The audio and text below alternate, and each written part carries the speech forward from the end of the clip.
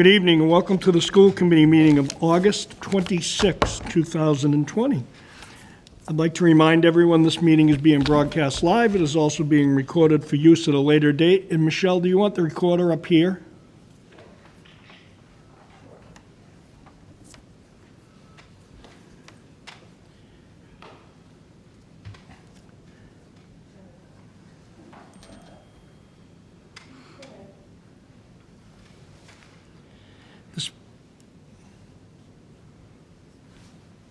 Thank you, Michelle. This meeting is being held fully remotely in accordance with the Governor of Massachusetts' March 12, 2020 order suspending certain provisions of the Open Meeting General Law, small c, 30A, large A, Section 20.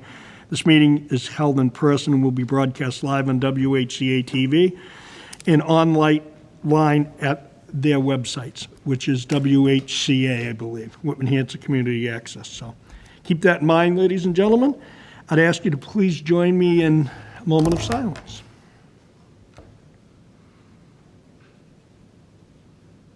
Thank you. Also, would you join me in the Pledge of Allegiance to the flag?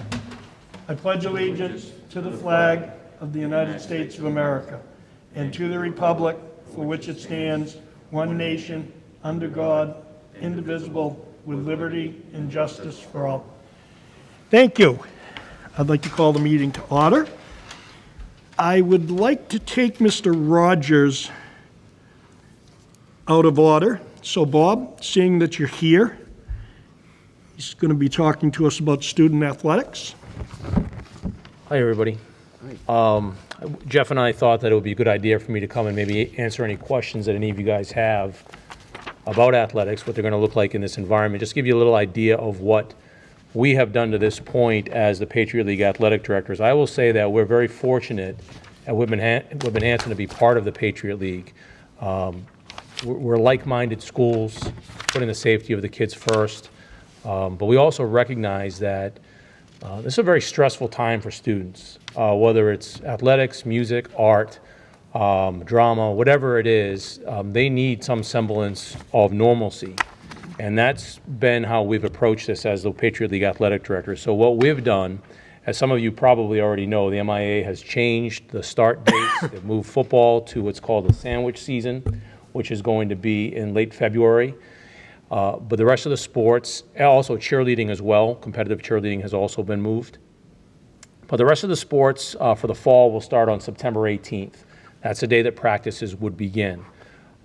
So those were the guidelines the MIA gave us, and what we did as Patriot League athletic directors, we've been meeting pretty much on a weekly basis. It's been very obviously a lot that goes into returning to sports, but what we've decided to do in the interest of safety is create what we're calling a Patriot League bubble. And basically what that is we are only going to play the teams from our league, really from our division, with two small exceptions. The first one is in girls' sports. The schools will play Notre Dame of Hingham because Notre Dame is a school that does not have enough opponents, or else those girls would not be able to have sports. So we've agreed to play them a single game in girls' soccer, volleyball, and field hockey. The agreement that Notre Dame has given us to kind of preserve our whole bubble environment is that they have agreed to not play any other opponents except for their other two league opponents. The boys, in order to keep Title IX balanced so that we have the same amount of games, will play one crossover game. In our case, it's going to be against North Quincy in boys soccer. That's the only other boys sport that will affect. So in effect, that if we were to have some kind of outbreak of coronavirus, we'd be able to do some really good contact tracing to know who we've played. That door is locked, and I think that Chris is trying to get in. So that's going to allow us to know that it wouldn't be, if we still played non-league opponents, if, let's say, Duxbury played Mansfield and then Canton had an outbreak, we would be, that whole tentacle idea. So by keeping it within our league, we feel like we have a much better chance to preserve this bubble and to give our kids the best chance. I know some people aren't happy because one of the things that we're not going to have is we're not going to have a state tournament in the fall. Now, there might be a state tournament in the winter and the spring if things get better. But this really isn't about championships. It's not about banners in the gym. It's about giving kids participation, allowing them to be part of something. As I've said many times when I've been here before you, I don't care if it's sports or music or art or whatever it is, every student's interest is important to them. And so on the athletic side, we want to make sure that they can be on a team with their coach, and it's not about winning. They're going to play roughly an 11 or 12 game season. When the season is over, in the first or second week of November, we're going to play what's called the Patriot League Cup. Again, it will be in the bubble. They'll play against Patriot League opponents, and will be concluded no later than November 20th. That is the deadline that the MIAA has given us. So that is the structure. We're going to play probably 2 games a week. There might be some more Saturday events than we've had in the past because transportation is going to be a major issue.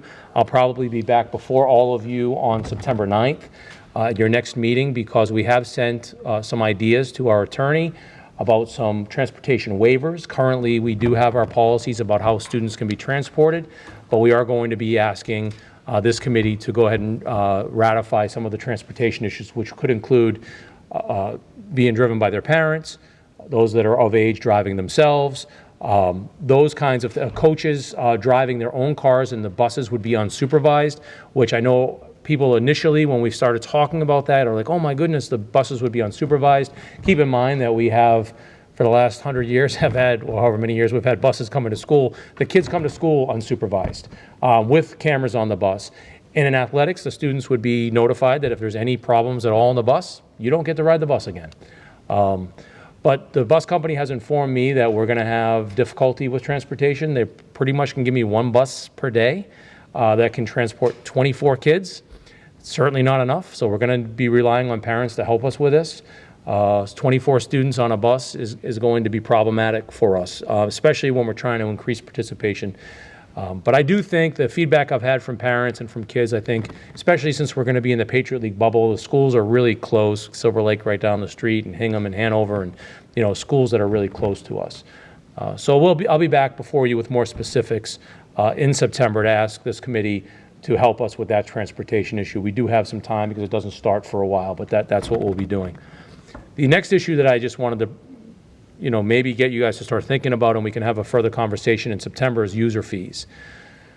So we all know the financial situation we're in, and it's kind of uncharted territory. We don't know what kind of expenses we're going to face in terms of PPE for our trainer and for our equipment and sterilization, and all of those things we're going to be learning as we go, taking our guidance from the MIAA and their medical committee, and they'll be giving us that.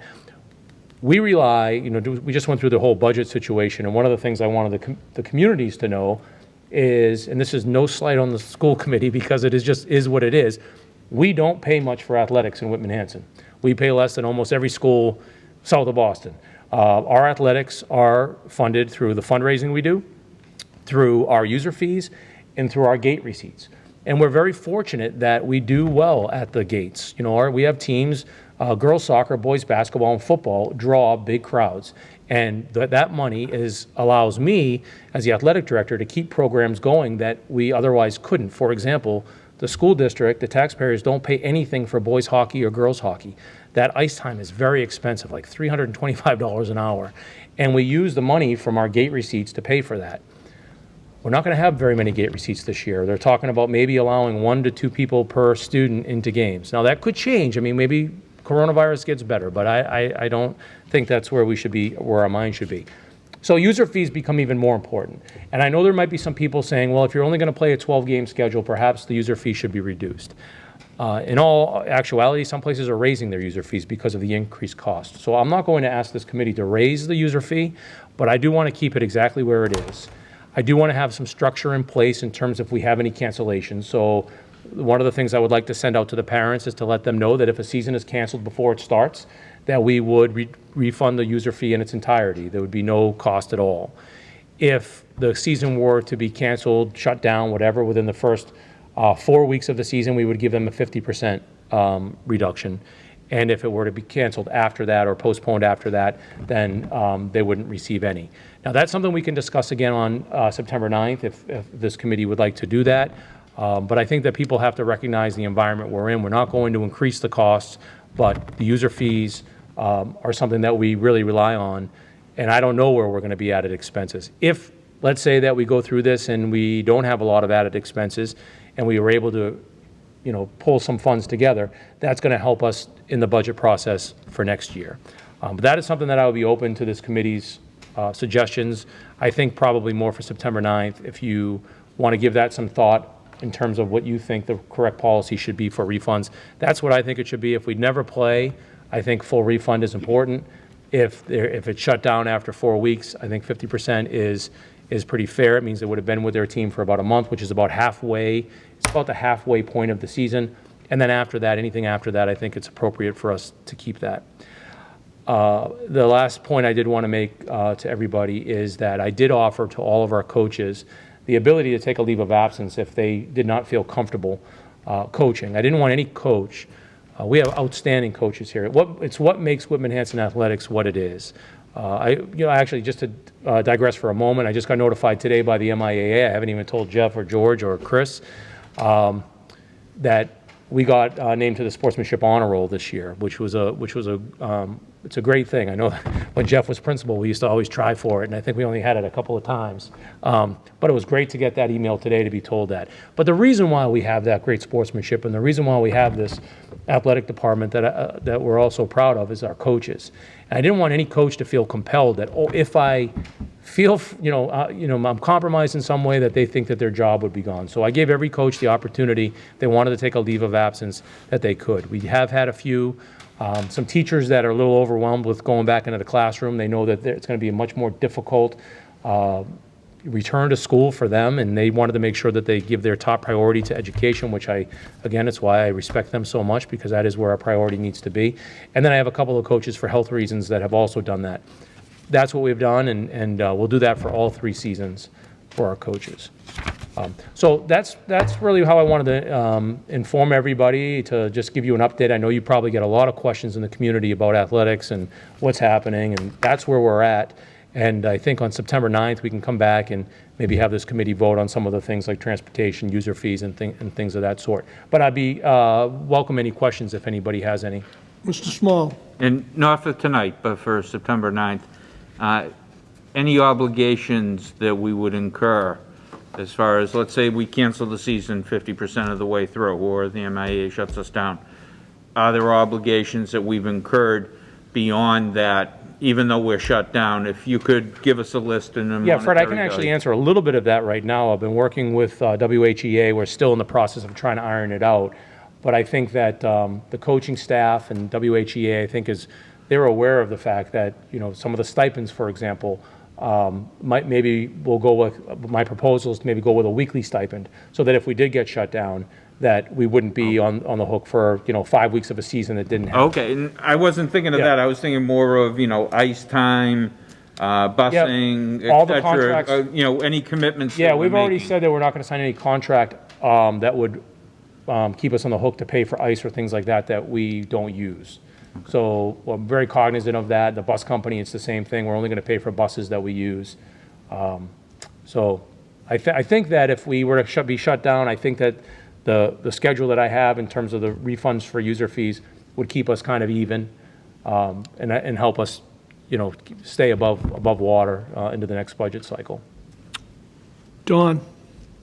Thanks for the work you've put in, a lot of time involved, appreciate it.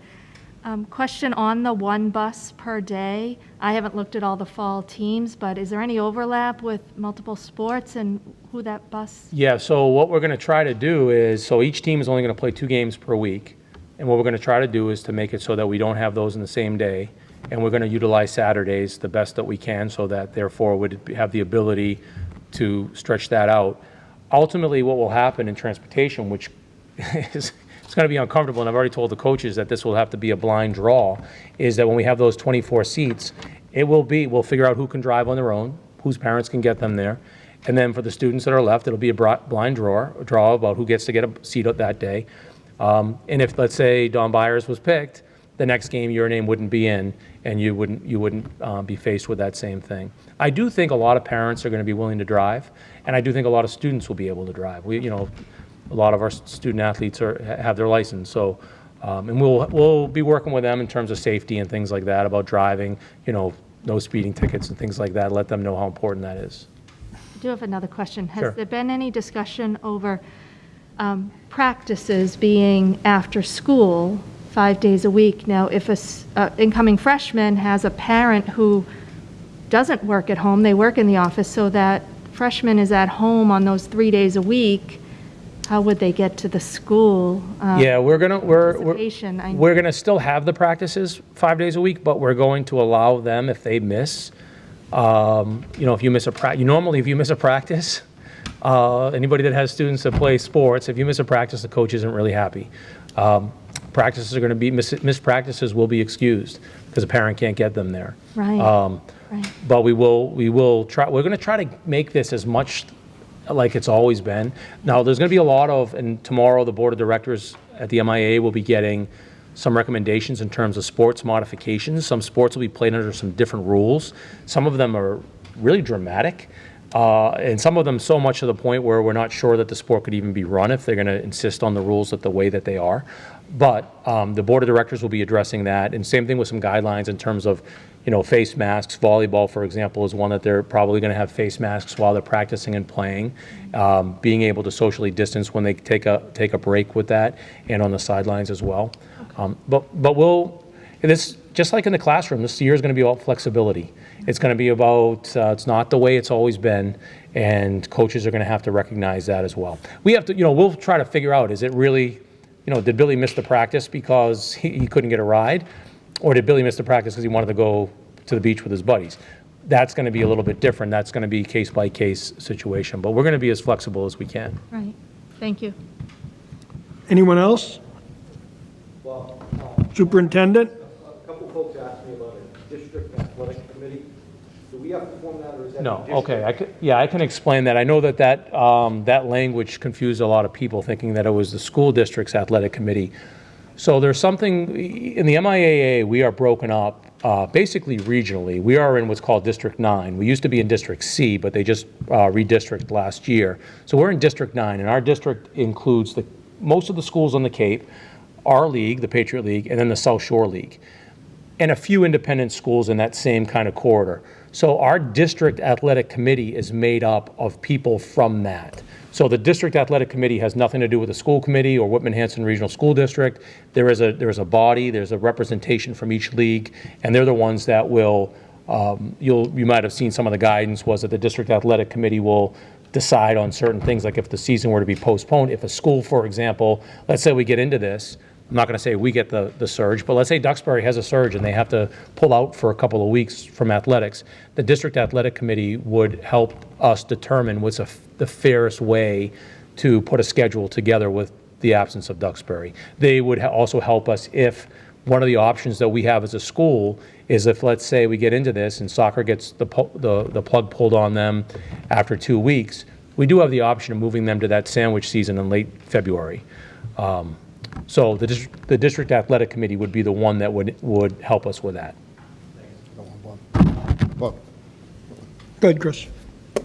you mentioned like face masks for volleyball.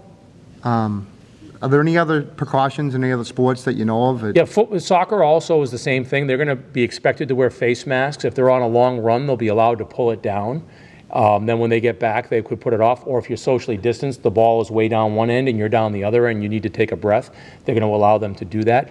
I will say a lot of these precautions, they could evolve and they could change as we move along. I know for volleyball, for example, right now they're talking about only 1 spectator per student.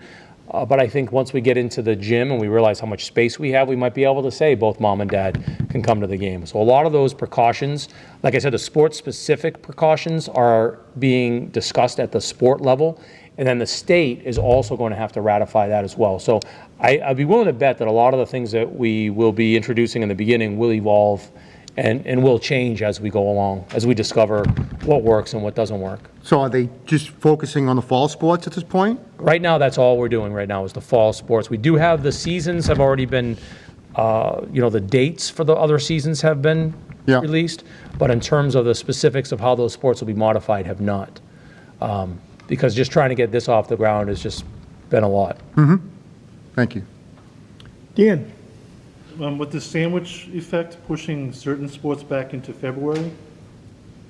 Or So what happens is, the so overlap between like basketball, baseball, because football is playing in that season, you're going to have issues with that? yeah, so that is a concern, for sure.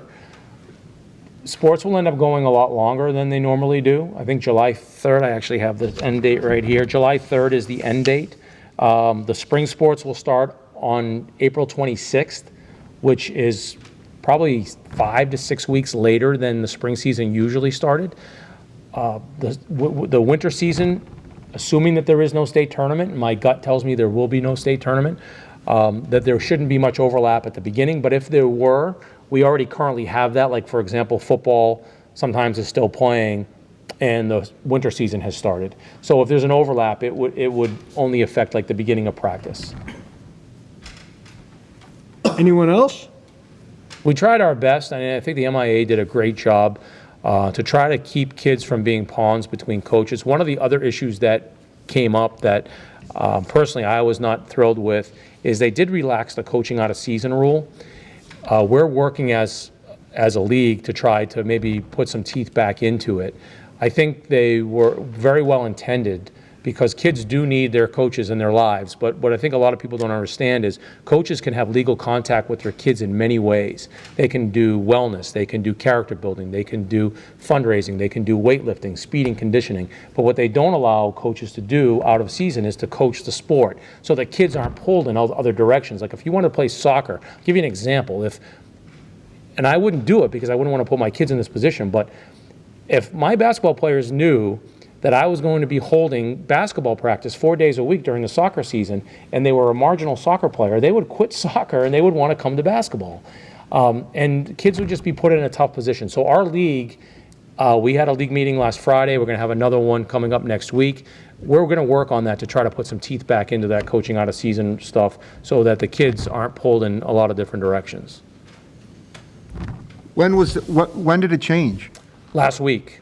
The board of directors changed it last week. Now, it's only effective, the coaching out of season rules are effective as of September 18th. And what was the rationale?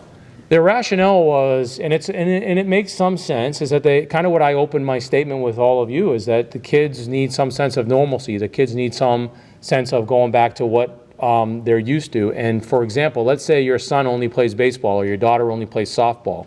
Well, they lost their softball season and they lost their baseball season. And who knows what next spring will bring. So they thought that it would be helpful if those kids could have contact with their coaches now. Football is one that I feel like at football and cheerleading, I think it's appropriate to allow football to have contact with their kids in the fall because they would have anyway, even if they didn't get moved to the sandwich season. And we're going to have about 100 kids that ordinarily would be playing football that now don't have a fall sport. I'm going to be working to try to come up with some ideas. I don't want to say them publicly because I don't want to get kids excited, but I do have some ideas about what we might be able to do with the football players or any other student who's looking for something to do. I think, considering the circumstances, it's a good idea to have the coaches involved in off-season. That's what some of my concerns were over the summer, that these kids were practicing on their own without guidance, And, if we're going to be responsible, and we're going to have athletics, we should consider the fact that these kids, if they're training by themselves, someone should be around to help them understand the precautions that need to be, taken into consideration. I think we can do that without necessarily, there could be some restrictions. So instead of it being completely unfettered and coaches being able to do what they want, there's been some recommendations that maybe we give coaches 2 hours a week. Yeah. Something that doesn't put the kids in the middle. That's what we're really concerned about, is that the kids get stuck in the middle. Between coaches, Now, in the other parts, consideration should be safety, That's what should be the driving force Yes. behind it all. in other parts of the country, Chris, the overlaps of seasons and the ability for coaches to coach out of season does create a lot of division within athletic departments. I have some really good friends that coach in Las Vegas and in Florida, and I have one particular friend. Like, he and the football coach, they just hate each other because the football coach tries to get his players to not play his sport, and he tries to get kids to not play his sport. And so that's what we're going to try to avoid. But I can't tell you how lucky we are to be in the Patriot League. The ADs and the principals work so collegially. They always have the kids' best interest at heart. So whatever we come up with, I think it's going to be the right thing for our kids. Good. Anyone else? Thank you, Mr. Rogers. All right, terrific. I'll see you all in September. Thank you. Thanks. Thank you. You want me to take that off? You want me to actually move this just a little back so I can see Fred?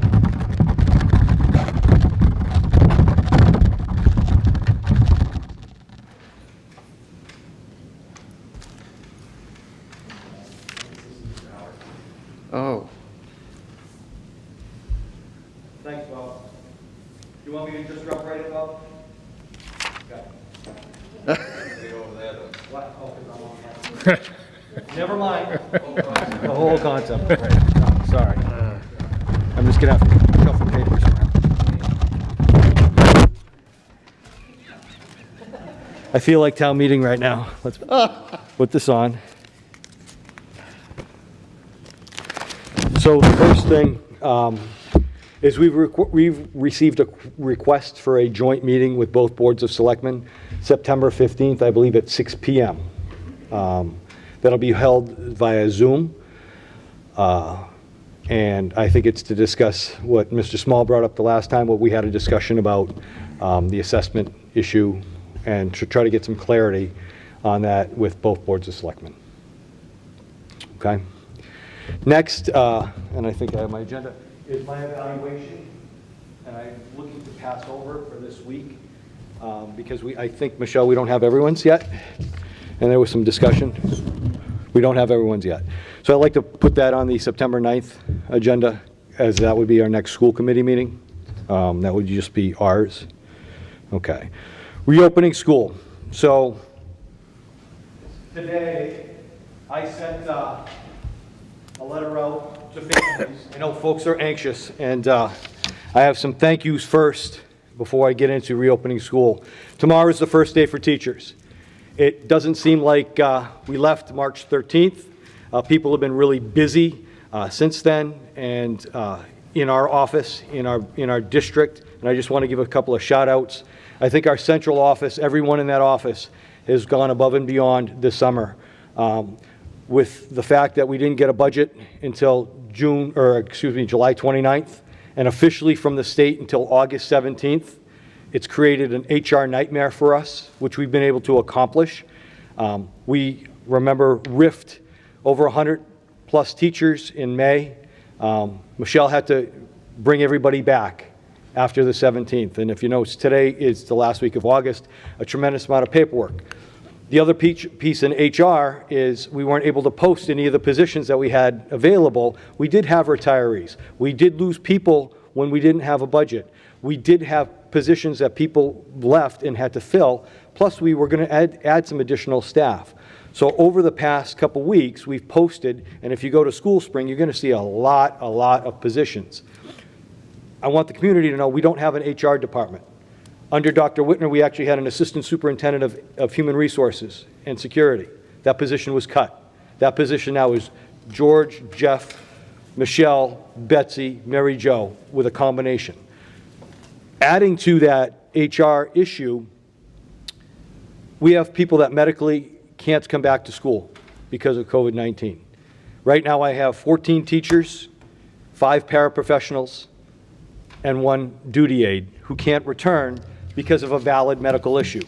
Luckily, and we'll get into our plans, we were able to find roles for them in district and keep them off of extended FMLA. We are keeping them working. Instead of putting them out on a program, we are keeping our own people in district. So the HR piece for central office has been extremely challenging, but I am so proud of the efforts of the folks that are there almost 24/7. The 2 folks here and Mr. Tuffy available all the time. The next group is our operations and facilities group. If you walk around the district, if you walked around 2 weeks ago, you would see a lot of furniture. Remember back, I think I told you in July, every teacher had to clear out all their personal items from their classrooms to make for us to have a pressure test to see how many students we could actually put into a classroom. We looked at the 6-foot and the 3-foot. We agreed, George, myself, and Ernie agreed 3 feet was too close. We went for 6 feet, which meant most of our classrooms had 24, 25, 26, 30 desks in them. We had to pull at least 15 of them out. So the hallways were cluttered with furniture, not junk, but furniture. That's why you might see some rollaways at buildings for trash, because we also found we had a lot of trash and stuff that people kept over a long period of time. But we have pods, and we have the U-Haul trucks, because we've had to move furniture to different parts of the district. If you go in the back of the high school gym right now, you'll see all the cafeteria tables and a lot of desks, which are good desks, but can't be used in a classroom right now. We've set up all of our classrooms to accommodate the 15-person maximum that we have. So operations also did some of the work preparing the district for COVID-19, meaning all the sanitation areas, cleaning different areas. Plus, when we do have kids in the building or do have meetings, they had to come in and clean right after them. It's a little bit of, it's more work. So they've done, I think, a fantastic job, and I'm letting staff know, who in tomorrow, your buildings aren't school ready yet. And if you, as school committee, I'm saying to you, I think I'd like to have on either the 9th or the 10th our walkthrough. We started that a couple years ago, so we'll be school ready. The other piece that facilities have been working on are the I-Wave units. I spoke about the ventilation, ionization units that we purchased for about $250,000, which includes the installation. Every ventilation system in this district will have one of these units, plus our window air conditioners will have those units. All the vents will be done by school. The air conditioners will not. Some of our rooftop units will not by September 15th, but the majority of our district will be done. In fact, Indian Head is already on schedule. We're above schedule. So Ernie and his guys are putting these in. So Indian Head's already ready to go. So that's where facilities has done yeoman's work. Our technology department, after we had to bring back all of our Chromebooks, and I will say, most came back after our departure in March. We're still out about 75, and we do have those folks who do owe us those books, and we're in communication with them. But we're still out. So we have to recover those or clean the ones that came back and prepare those for classroom usage, and we will have a limited availability to go out to the public. I said it in my letter, and I'll tell the committee and whoever's watching now, we will not have the amount right now to send out to families that we did in the spring, because we're going to be utilizing those books in class right now. We're not a one-to-one district. We're going to be pretty close for everybody to have those. After our purchase comes in, George made a purchase of Chromebooks. They are delayed. Chromebooks across the nation are delayed. So we'll get them, but we are not a one-to-one district. At some point, maybe with this committee, maybe with our two communities, we'll say we will have enough Chromebooks for every kid to take one home. But we're not there yet. We will have some available for families who are in need. But I'm asking folks, and I know the principals are putting it out there, most devices, an iPad works, a phone works, different devices work for the types of programs that we will be offering come September 15th. So operations is great. And tech is great. The other group the building principals have been working all summer. They've been putting their plans together for the operation of a school. Now, think about the normal operation of a school. You don't think about the fact that kids are only going to have to travel one way down the hall, and when the bell rings, or what's passing time, or how many kids can sit in lunch, or where's recess, when are mask breaks, when are bathroom breaks, because we can't allow folks to be in large groups. We have to keep socially distant. So the principals and their admin teams and their COVID teams have worked tirelessly throughout the summer. Teachers have gone above and beyond this summer to prepare for virtual learning. George has set up multiple PDs for teachers to take on their time this summer to prepare for themselves, for our hybrid pieces, for our remote pieces, and if and when our district has to go fully remote, our teachers are very prepared. We're moving to Google as our platform this year, so it's not going to be Zoom, Google, this, that. We're using Google. It's an expectation. We've worked with the association, and we're offering PD. A tremendous amount of staff has taken it. It will continue over the next 12 days of school that we have. Teachers will have PD. So I just wanted to say, for those folks that are out there, sometimes teachers didn't have a summer. They worked to develop their craft that they were thrown into in the spring. And I think they did a great job, and we saw where we needed to improve, and I think they really worked hard this summer to improve. And then I want to say thanks to the parents in the community, because you were supportive at town meeting, and I've gotten nothing but really good feedback about the level of work that the district has put in. The emails that I've received, even sometimes with a negative, has always had a little bit of a positive, understanding what we're going through right now. This is really hard. what we're trying to do, George said it at a principals meeting, it's impossible. And we're doing it, and we're going to do it really well. And I'm really confident in the plans that we have. And I appreciate it. We wouldn't be able to do it if people didn't let us do our job, and we're doing it well. And people have been extremely complimentary, but also asking really good questions, so we were able to plan and improvise before we had a problem. So I want to thank the communities, and I apologize for the delay in the letter that we sent out today. But there's a method to that. We came forward and said we were going to build cohorts after the school committee approved our plan of hybrid. We were going to build cohorts based upon household name, not last name, not A to L or M to Z, because we have many families in our district that have multiple last name under one roof. We didn't want to make mistakes. So we looked at our household units. And then families said, hey, can you look at residences? Can you look at neighborhoods so we can cluster together to eliminate our bus transportation, and we can carpool by neighborhood? Plus, it will help us with childcare in the neighborhood if you could build neighborhoods together. So that's a task. We put the survey out for parents, and over 3,000 of our 3,800 parents, like 3,100 parents, answered very well to those questions. It was great. We got that a week ago Sunday. From that, we're able to pull out the 396 students that are going fully remote. 396 students are going fully remote. So we had to pull those students out of our cohorts. That takes time, and I'll tell you why, because more than 200 people, probably I could be one of them, checked yes to every box. Yes, I'm going remote. Yes, I'm taking transportation. Yes, I'll be there in the hybrid. So we had to verify those numbers. That took some time. So we wanted to do this right. So on Friday, cohorts should be coming out, A and B. We are saying we aren't, if a parent needs a change, desperately needs a change, not just because it might be convenient or friends are going to be together, call the building principal. Because changing cohorts might affect transportation, we might not be able to put you on a bus because the bus routes are designed around the cohorts. And as Bob had said, I can only put 24 kids on a bus. So that's another level, and Karen Villanueva in transportation, in operations, has been working very hard. She, as I said at our last meeting, she has one of the hardest jobs out there. So cohorts will be out on Friday. You'll get an email.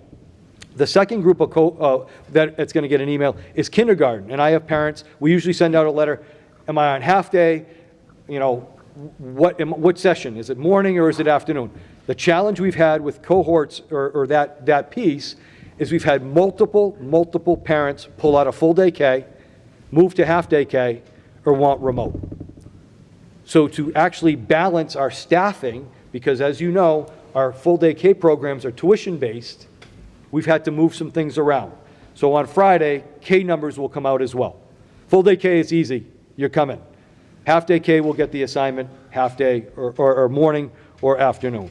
So those are the things, as far as just shout outs, I wanted to bring to your attention, because this district has not taken a day. It's like Belichick. We haven't taken a day off. We've had to improvise and next man up, because we've also had some folks who are ill and have had to take some time off for serious illness. And we've also had some folks who have lost somebody who have been valuable in our central office. So other people have had to pick up the slack. So I just wanted to say out loud, I appreciate them, and I appreciate the district for sticking behind us and being patient with where we're at.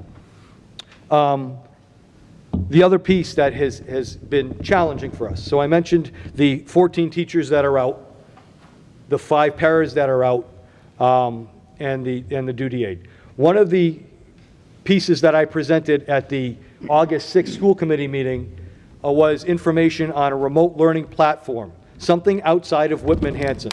Ingenuity, which is a program that isn't asynchronous. It means you're looking at a screen and you're getting a lecture from a person who may be from Nevada. Tekka Academy, which is a full state-run program, and there's 2 versions of Tekka. One is a school choice Tekka. We've always had students go to Tekka. It runs us about $6,000 to have a kid choice to Tekka.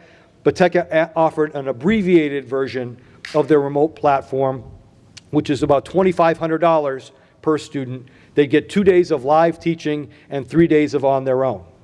When I presented that on August 6th, I think it was, the feedback that I received from parents wasn't pleasant. They wanted our own teachers. So George and I sat back and said, how can we do this? How can we provide for our community that supported us 2 weeks ago with a budget, with 4 additional staff members? So we also sent out a survey to our staff to identify who was coming back. So over the last 2 weeks, we've identified staff and put together a remote program for K-5 students who will have a teacher, a Whitman Hanson teacher, and a para, hopefully assigned to them. Those classes are running between, from 1 to 5, anywhere from 27 to 38, okay? And a teacher will have them. That teacher will work between 8 and 1, or students will be online with a live person during that time, or that'll be the expectation of the elementary piece. The middle school will have a 6th grade class, 2 7th grade classes, and 2 8th grade classes, and I have an English, a math, a science, and a social studies teacher, and they'll get about 45 minutes of live instruction a day from those teachers. They'll all have, or per period, they will all have additional work. All these remote students will have additional work to complete the hours as expected by the Commissioner of Education. So that parent choice remote, and I'm jumping in because George is going to talk about hybrid in a few minutes. The parent choice remote came from a calling that we had from our community. So we've tried to give them a plan that I feel is better than my colleagues in the area. I'm not going to throw them under the bus, but I think we've got a hell of a plan for our kids who parents have people that are home are medically compromised or aren't comfortable sending their kids in right now. At the high school, Dr. Jones and the association have worked diligently to promote live streaming, meaning when a kid is home in Algebra 2, they're on their computer at 7:05. It's not a late start for them. They're on at 7:05 watching Miss Caruso teaching Algebra 2. Miss Caruso will have 15 kids in front of her, part of her hybrid. Her other hybrid will be home, and all the remote students will be there. So we are not piloting out or sending out any of our students necessarily to any remote platform. I do have a couple of parents, and one parent in particular said she's got a unique circumstance. She's got a couple of high school kids, a couple of other kids, and she and her husband work from home, and they don't have enough space in the house for a school day because it was just so crammed. So she was requesting Ingenuity. We have Ingenuity, which we purchased for the district anyway as a high school, as a tool for those students who were for credit recovery or for students who needed courses that we couldn't offer in high school. So those students will have the Ingenuity option. We also purchased Ingenuity, and George can talk about it, the hybrid, to bolster our hybrid model at the middle school. So what we've been doing for that parent choice remote is really offering the best of what we can for Whitman Hanson students who can't come to school during the COVID-19 outbreak. I talked about Chromebooks. Open houses is another topic around reentry. Principals will be sending out information. I believe they're trying to do a video or a virtual open house. The reason we can't have a live open house is I can't really control the community at this point. I can't have 30 first grade parents because everybody's going to want to come unless we make appointments, and we're not there yet. And maybe if the building principals want to do that, they can, but I don't see that in our plan. I see more of a virtual piece or a video piece outlining what the day is going to look like for my first grader who's moving into school for the first time, or my 6th grader who's going to Whitman Middle. And I know Dr. Jones has talked about an orientation for the high school students. Food services, as we open up, food is major thing for everybody. So we want to know how we're going to eat. The cafeteria, you will not be able to go up to the sandwich bar and say, I'd like the sub with mayonnaise and mustard, whatever. It's all going to be grab and go. It's all going to be prepackaged. Nadine Doucette we have an app right now that we're putting out there that a student from their classroom or a parent from home for our elementary or middle school kids can order their student's lunch. okay? It'll just come off of their meal pay, it'll be there. The student will have to make that choice. Now, I'm sure there's going to be options if they don't order up front, but it's going to be more grab and go. Here at the high school, the students will be eating in the cafeteria and in the back gym. We're going to use the snack shack as well for grab and go. And we are also putting together a platform or a plan for those families who are free and reduced, that we serviced, that we helped, that we provided breakfast and lunch for in the spring when we closed. Those families who are on the hybrid or fully remote will have an option to come and pick up their children's lunches at the buildings, pretty much curbside. We haven't developed the plan, but we haven't forgotten about those families as well. The other hot topic that's come across for me is the YMCA. We will be offering before and after care at the elementary levels for the Y. And the Y is established, or is looking at, and I put it out today, a remote, I don't want to call it daycare because I don't think a fifth grader is necessarily daycare. I think of little kids, but a remote place where parents can put their students on the hybrid days. There's a place, it's in Brockton, George, right? They're looking at the EBY. They're also looking at another site in Halifax. So a parent will have the opportunity to have the Y service them if they need that assistance. And what the Y has is they're going to have a couple of different plans. They'll help your children with the remote learning aspect of what they're supposed to do. They'll have some activities, but that's going to be out there for parents. The delay in that was the Y was still trying to secure a place. They had told me about the before and after school piece, but they were trying to secure a place. And the last thing I highlighted in my parent letter is the flu vaccine. I didn't do that, okay? So I didn't. And it was a surprise to the two of us when the commissioner said the governor was going to report on that within the hour. So the school committee didn't do it. George and Jeff didn't do it. Right now it's a mandate by the state, and we're following orders. We're following protocol, okay? So it's out there for parents. I know there's people on both sides of the issue. You can email the superintendent, who will send his email to the state representatives, but I don't have a say in this. So I just want folks to know that, because I did see a couple of things out on Facebook. Email the superintendent, and they'll give you a response or whatever. I'll forward it to Josh and Allison and Senator Brady, but this is something that I'm not touching, and all I'm doing is following the guidelines as apportioned by the governor and then and pushed forth by DESE. So those are some of the highlights of re-entry. Our remote plan, the hybrid piece, students will be here, and we pressure tested again. The high school will probably have between 12 and 15 students in a class. Our elementary, right now, class sizes range from the lowest of 9 on a hybrid day to 12 on a hybrid day. So teachers will be walking in. If I'm a first grade student, sometimes I'll be walking into a classroom with only 8 other students, okay? So, folks, when I also say we added some additional teachers in the budget this year, some of those teachers are replacing those 16 folks that I have out on medical leave, okay? You're gonna see a lot of long-term sub positions that are posted right now. I've had to replace not all 14 because I was able to use, or we were able to use, some of those teachers into those remote learning platforms, and when George explains our hybrid model, into those. So they're working. But some of those teachers, I have some middle school teachers that are out that have to be home. They're going to be teaching remote middle school, but I need them in the classroom. I need somebody in the classroom. So we couldn't just collapse those grade level courses or sections. We were able to do that quite a bit at the elementary level, and I look at, we talked a lot about class size last year. We were going to add a teacher probably at Indian Head. We were going to add a teacher at Duval.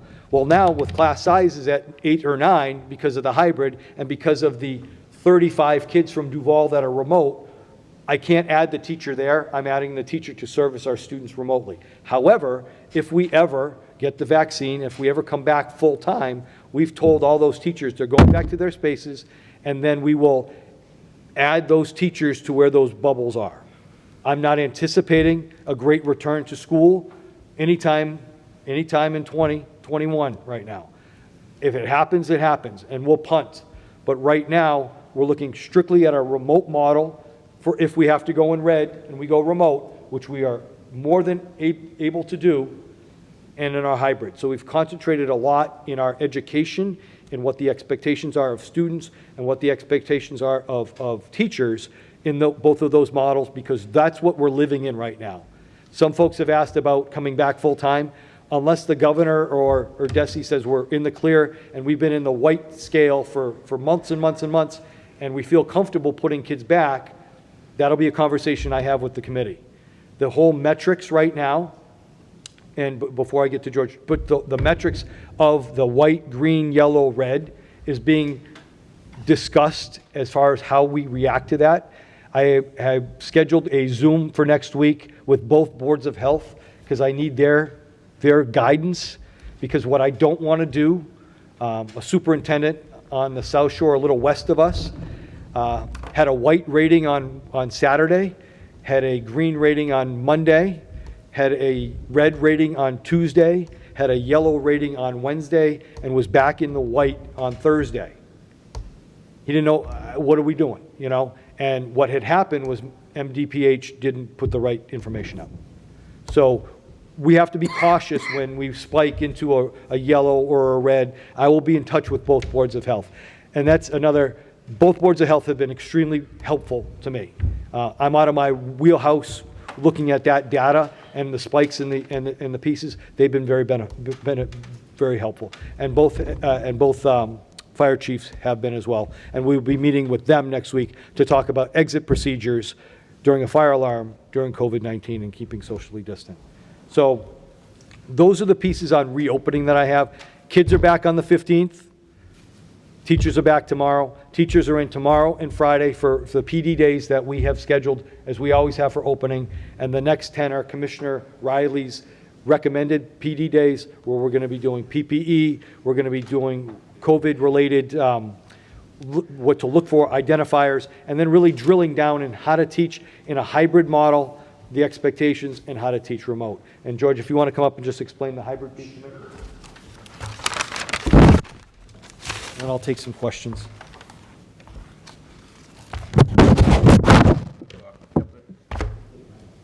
So, wow, like, that's a lot, you know, whoa. So that's sort of what's been taking place. So, kind of like a big theme guy. So the theme we talked about with the principals, and I mentioned to the principals this year, I knew it was a South African word, and it means unity, but it means more than that. But that's Ubuntu. So the word Ubuntu signifies the human qualities of compassion and humanity. So if we try to look at this year in a different light, be that teachers, educators, parents, students, but if you can put that lens on, that Ubuntu lens that says we got to try to look at this differently and look at it from a compassionate and humane aspect, then maybe some of the emails we get are okay. Then maybe some of the things that we're finding are okay. Maybe some of the problems we're experiencing are okay because everybody's experiencing them and we're trying to do things differently now. So it's real hard sometimes when you just try to figure these out all day. But we do have a number of different plans. The one thing I want to just piggyback a little bit on what Jeff said in the remote plan is the remote plan, the Parent Choice Remote Plan, or PCR, is a 5-hour-a-day look. It is not always a 5-hour-a-day online aspect, because that's not necessarily always good for children either. But that's what it is.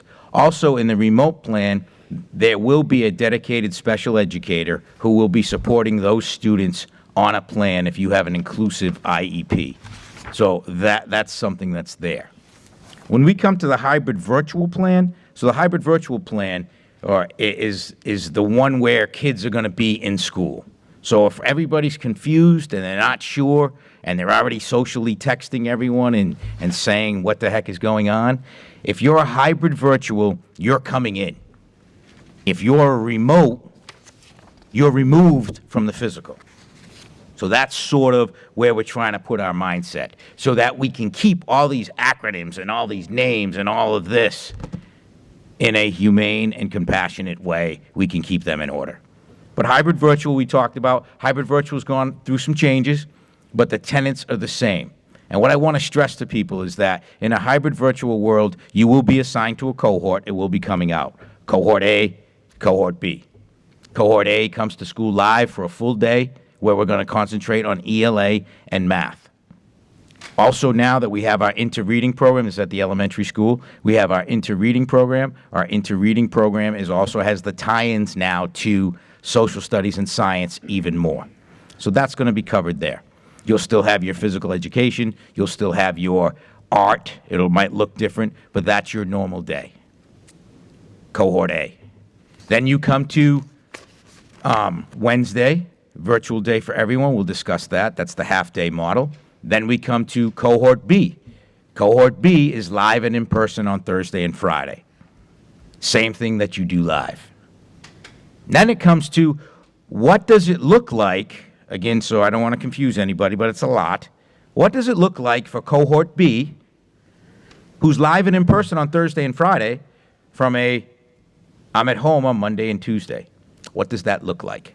So on Monday and Tuesday, they will receive, they will have a science teacher and they will have a social studies teacher. So they will receive up to 90 minutes of instruction and support in science on that Monday. But again, we're looking at that 5-hour piece. It's teachers who teach at the building. So there are 2 teachers from Indian Head. There are 2 teachers from the Conley. There are 2 teachers from Duval. And there are also paraprofessionals with them. So you're going to get, we've divided the cohorts, made them, so class size in these science classes or these social studies classes will be about a range between 20 and 24. And one day is a science day. The next day is a social studies day.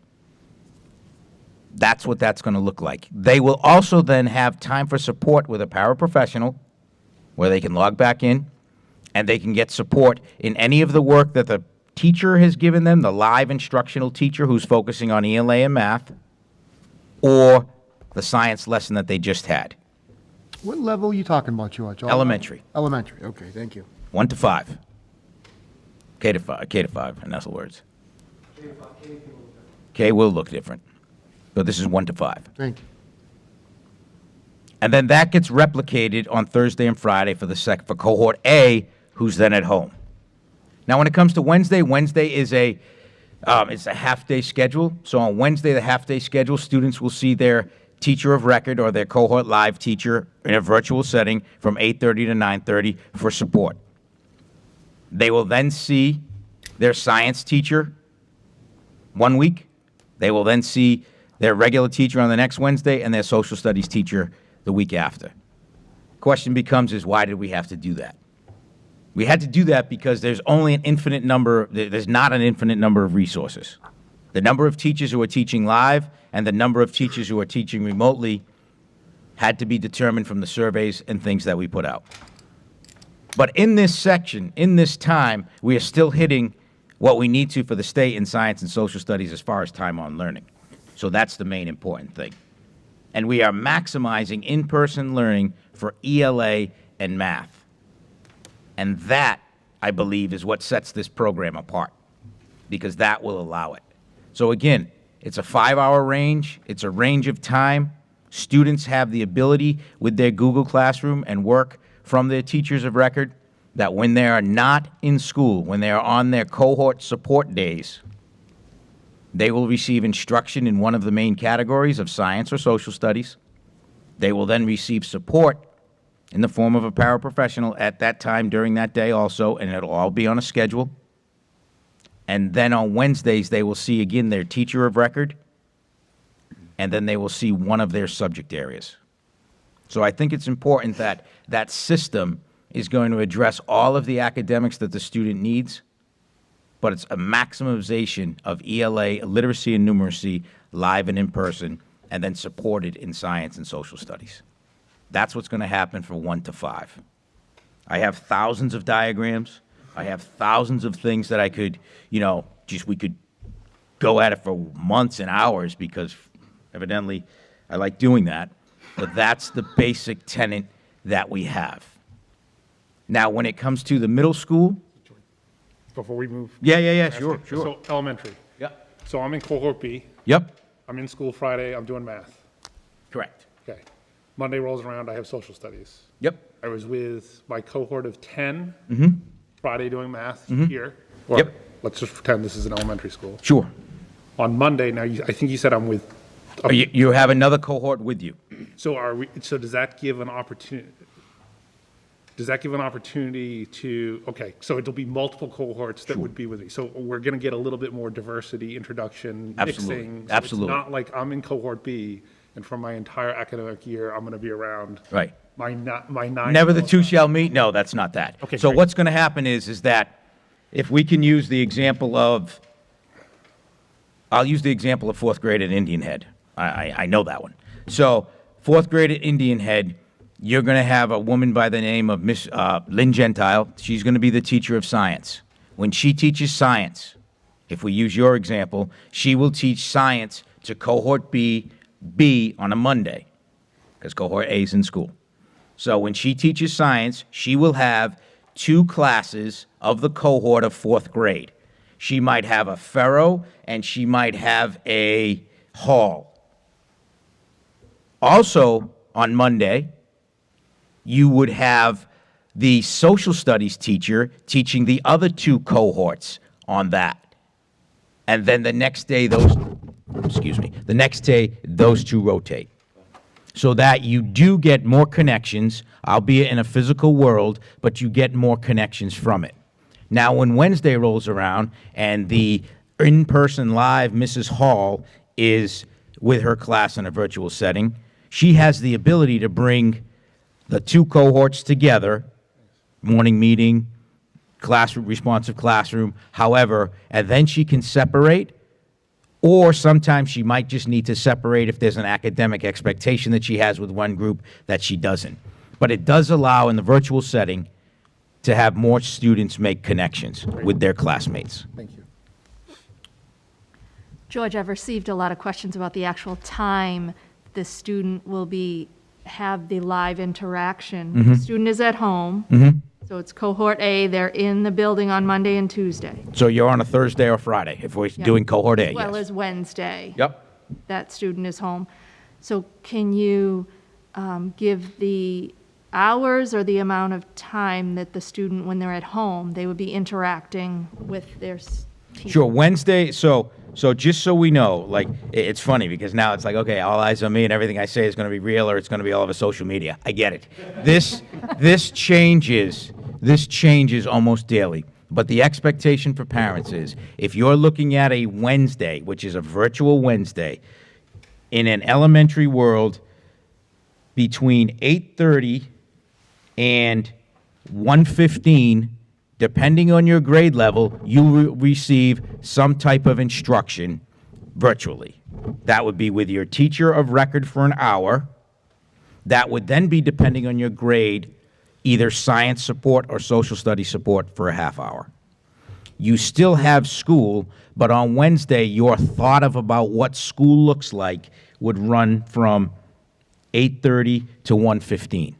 Now, that does not mean you are online the whole time. That means that's the parameters for education on that day.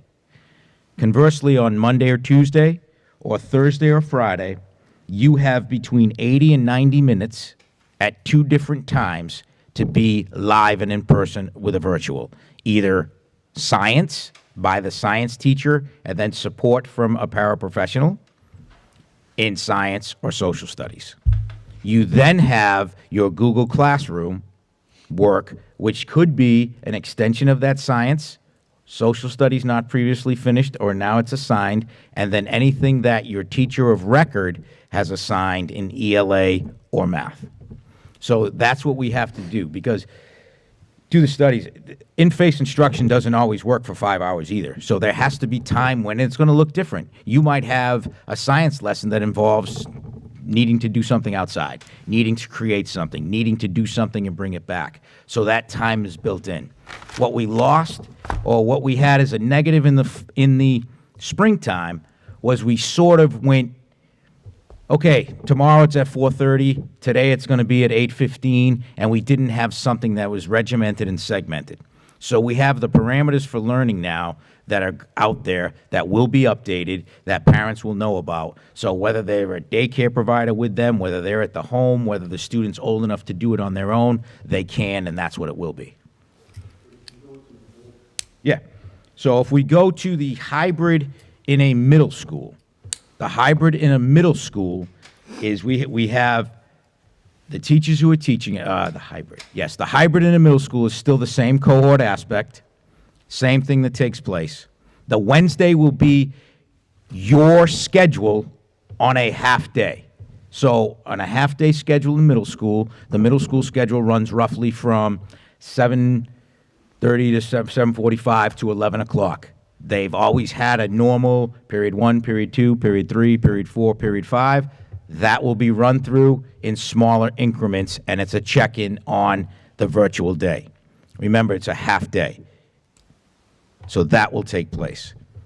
In the afternoon, on the hybrid virtual days, when you're not in school at the middle school level, you will have your Google Classroom work from your 4 cores, from your teachers, and we've also worked in a check-in with your teacher during the course of the school day, which at the middle school should be, and it will come out for everybody in their schedule, the last period of the day are roughly from 1 to 2 o'clock. So you would have, if you're at the Whitman Middle School and you have social studies with Mr. McClure, on that day, you'd be working through your assignments, and then you'd have Mr. McClure to end the day from, let's say, 1 to 1:30 in social studies. He would be in a Google Meet virtually, and then from 1:30 to 2 o'clock, you would have another teacher for another subject, so let's call it science then, and then you would have that maybe Mr. Pasqua or whoever Miss Cicerone, Miss Regan now, whoever that science teacher is.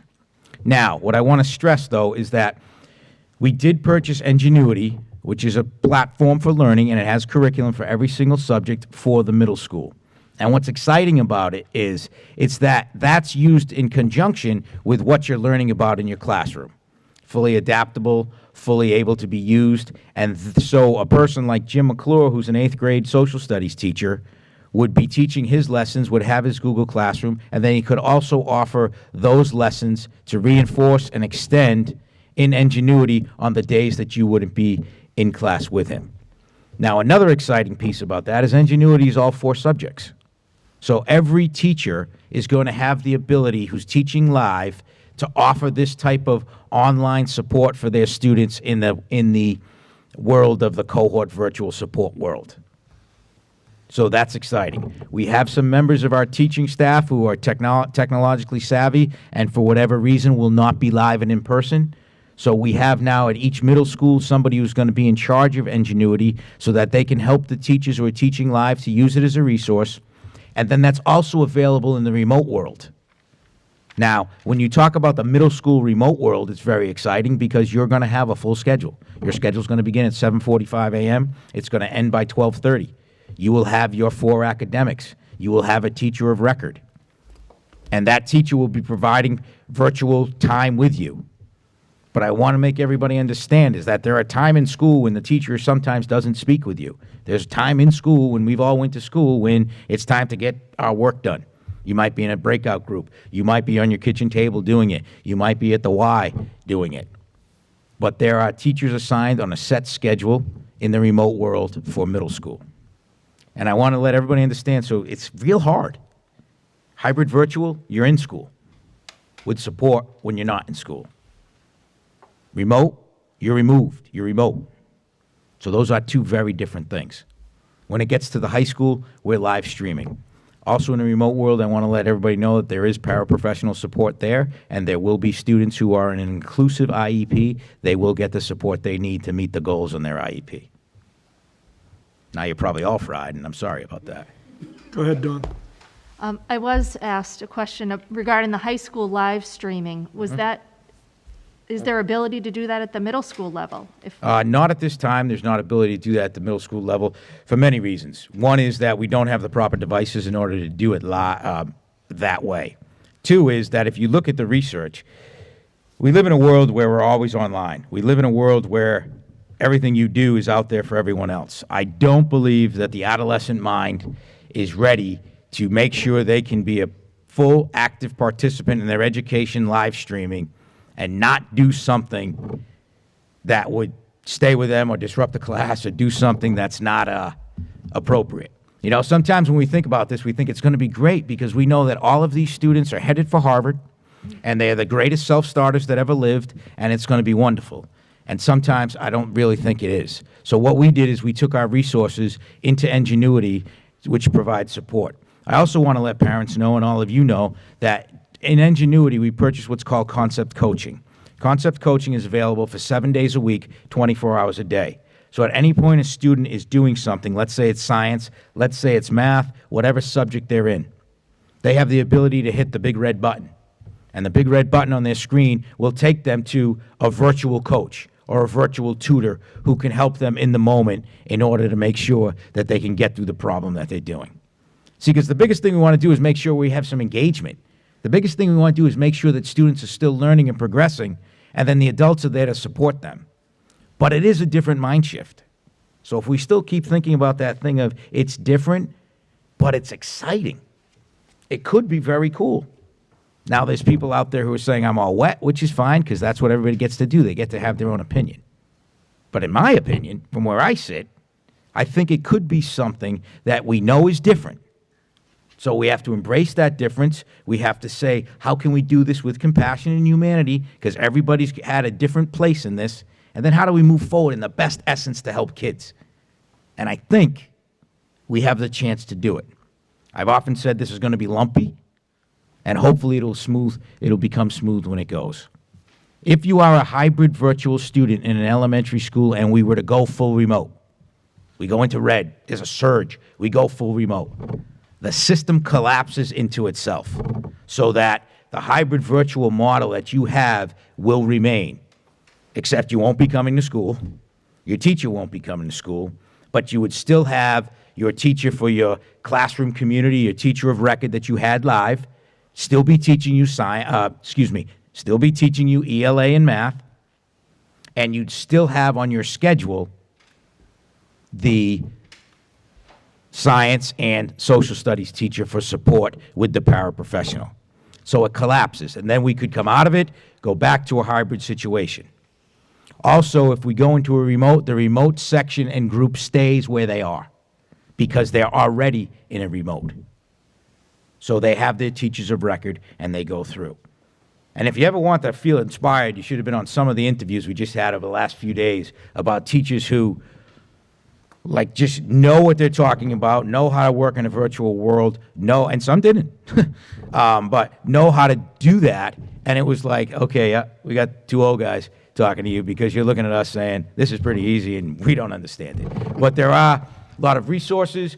We also I want to let everybody know, we purchased what's called, we used some of our ESSER money or our reimbursement money, and we purchased what's called Simple K-12. Simple K-12 is an online learning platform that is designed for professionals, that is designed for all the staff, that is focused on blended learning, remote learning, and Google.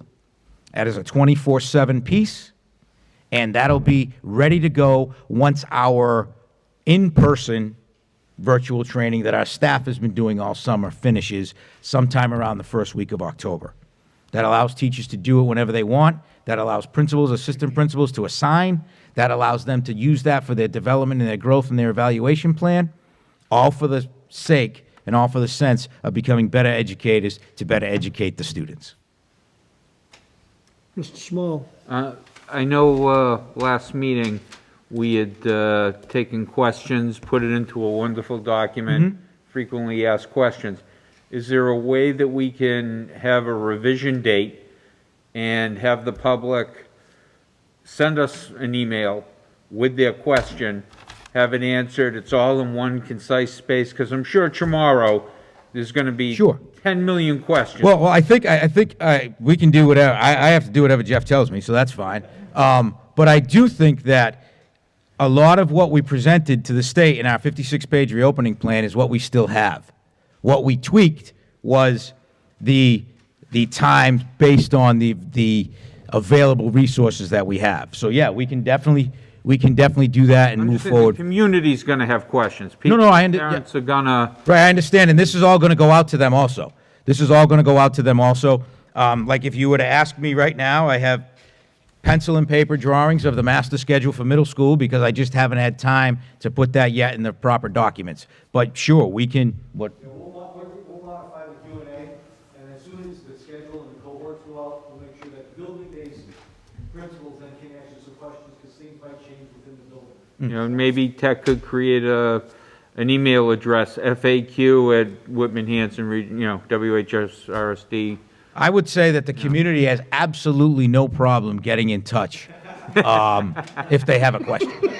Right, because I gave someone your home phone number? That's fine. That's fine. I'd love to do it from an Ubuntu standpoint of compassion and humanity. Dawn, Hillary, or Hillary, Dawn. Go ahead, Hillary. I'm going to anticipate one of the questions that you're probably going to get from families about the number of hours students will have live with teachers on Sure. the virtual days.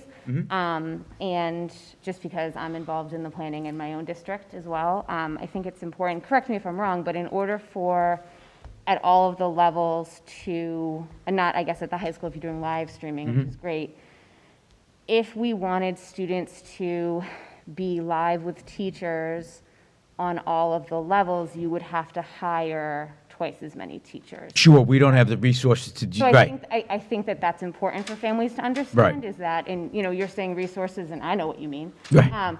But in order for students to get 5 hours of live instruction, which they don't get when they're in a building. Correct. Then you would need that much more staff. And I You would need the amount of staff that's teaching live to be able to teach in a virtual world. That is not the system that we have. That's not the system that's been designed, and that's not, I don't know a system that actually has that right now. And so we look at structured learning time. DESE has looked at structured learning time, and structured learning time is the amount of time that students are engaged in academic activity with support. So it is not the amount of time that you're on all day. And that is one of the things that's a different mindset, but that's the mindset that we're in right now because that is the situation that we're in. So we collapse, so we take those cohorts, collapse them, they have a virtual class, then they have paraprofessional support in a virtual setting, and then they still have work to do that's there. So that's what we have. I just have, Sure. Dawn? Go ahead, I follow just have up. one follow-up. Sure. So Google Classroom too, Yep. so I know you've been giving teachers, is there any plan to help parents navigate Google Classroom?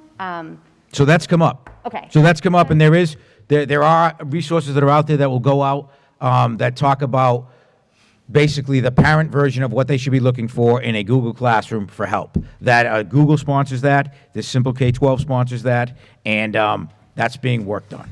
Yeah. Dawn? Okay, here's an example. I have a sixth grader who's assigned to cohort B, Yep. so they'll be at home on the first day of school on Tuesday. Correct. September 15th. So how, as a parent, what would I anticipate instruction-wise? So the schedule will come out, we just announced this Friday. Correct. To know that I'm in cohort B. But when will instruction come along my learning time and where I'll connect live at what time during that day?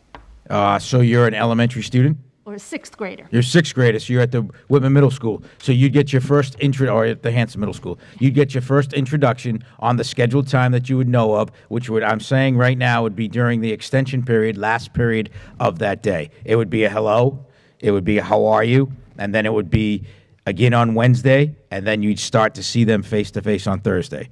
You're not going to, the building of relationships in the hybrid virtual model is both in a virtual sense and in a personal sense. But if you're a B student, you'll receive your first instruction on that first time you meet with the person on the end of the day in extension during that Tuesday. Okay, I think I'm thinking also even the terminology, right, extension. So if my sixth grader is my oldest, so I don't even know the schedule at Whitman Middle, I don't understand the extensions and so forth. So maybe just a little.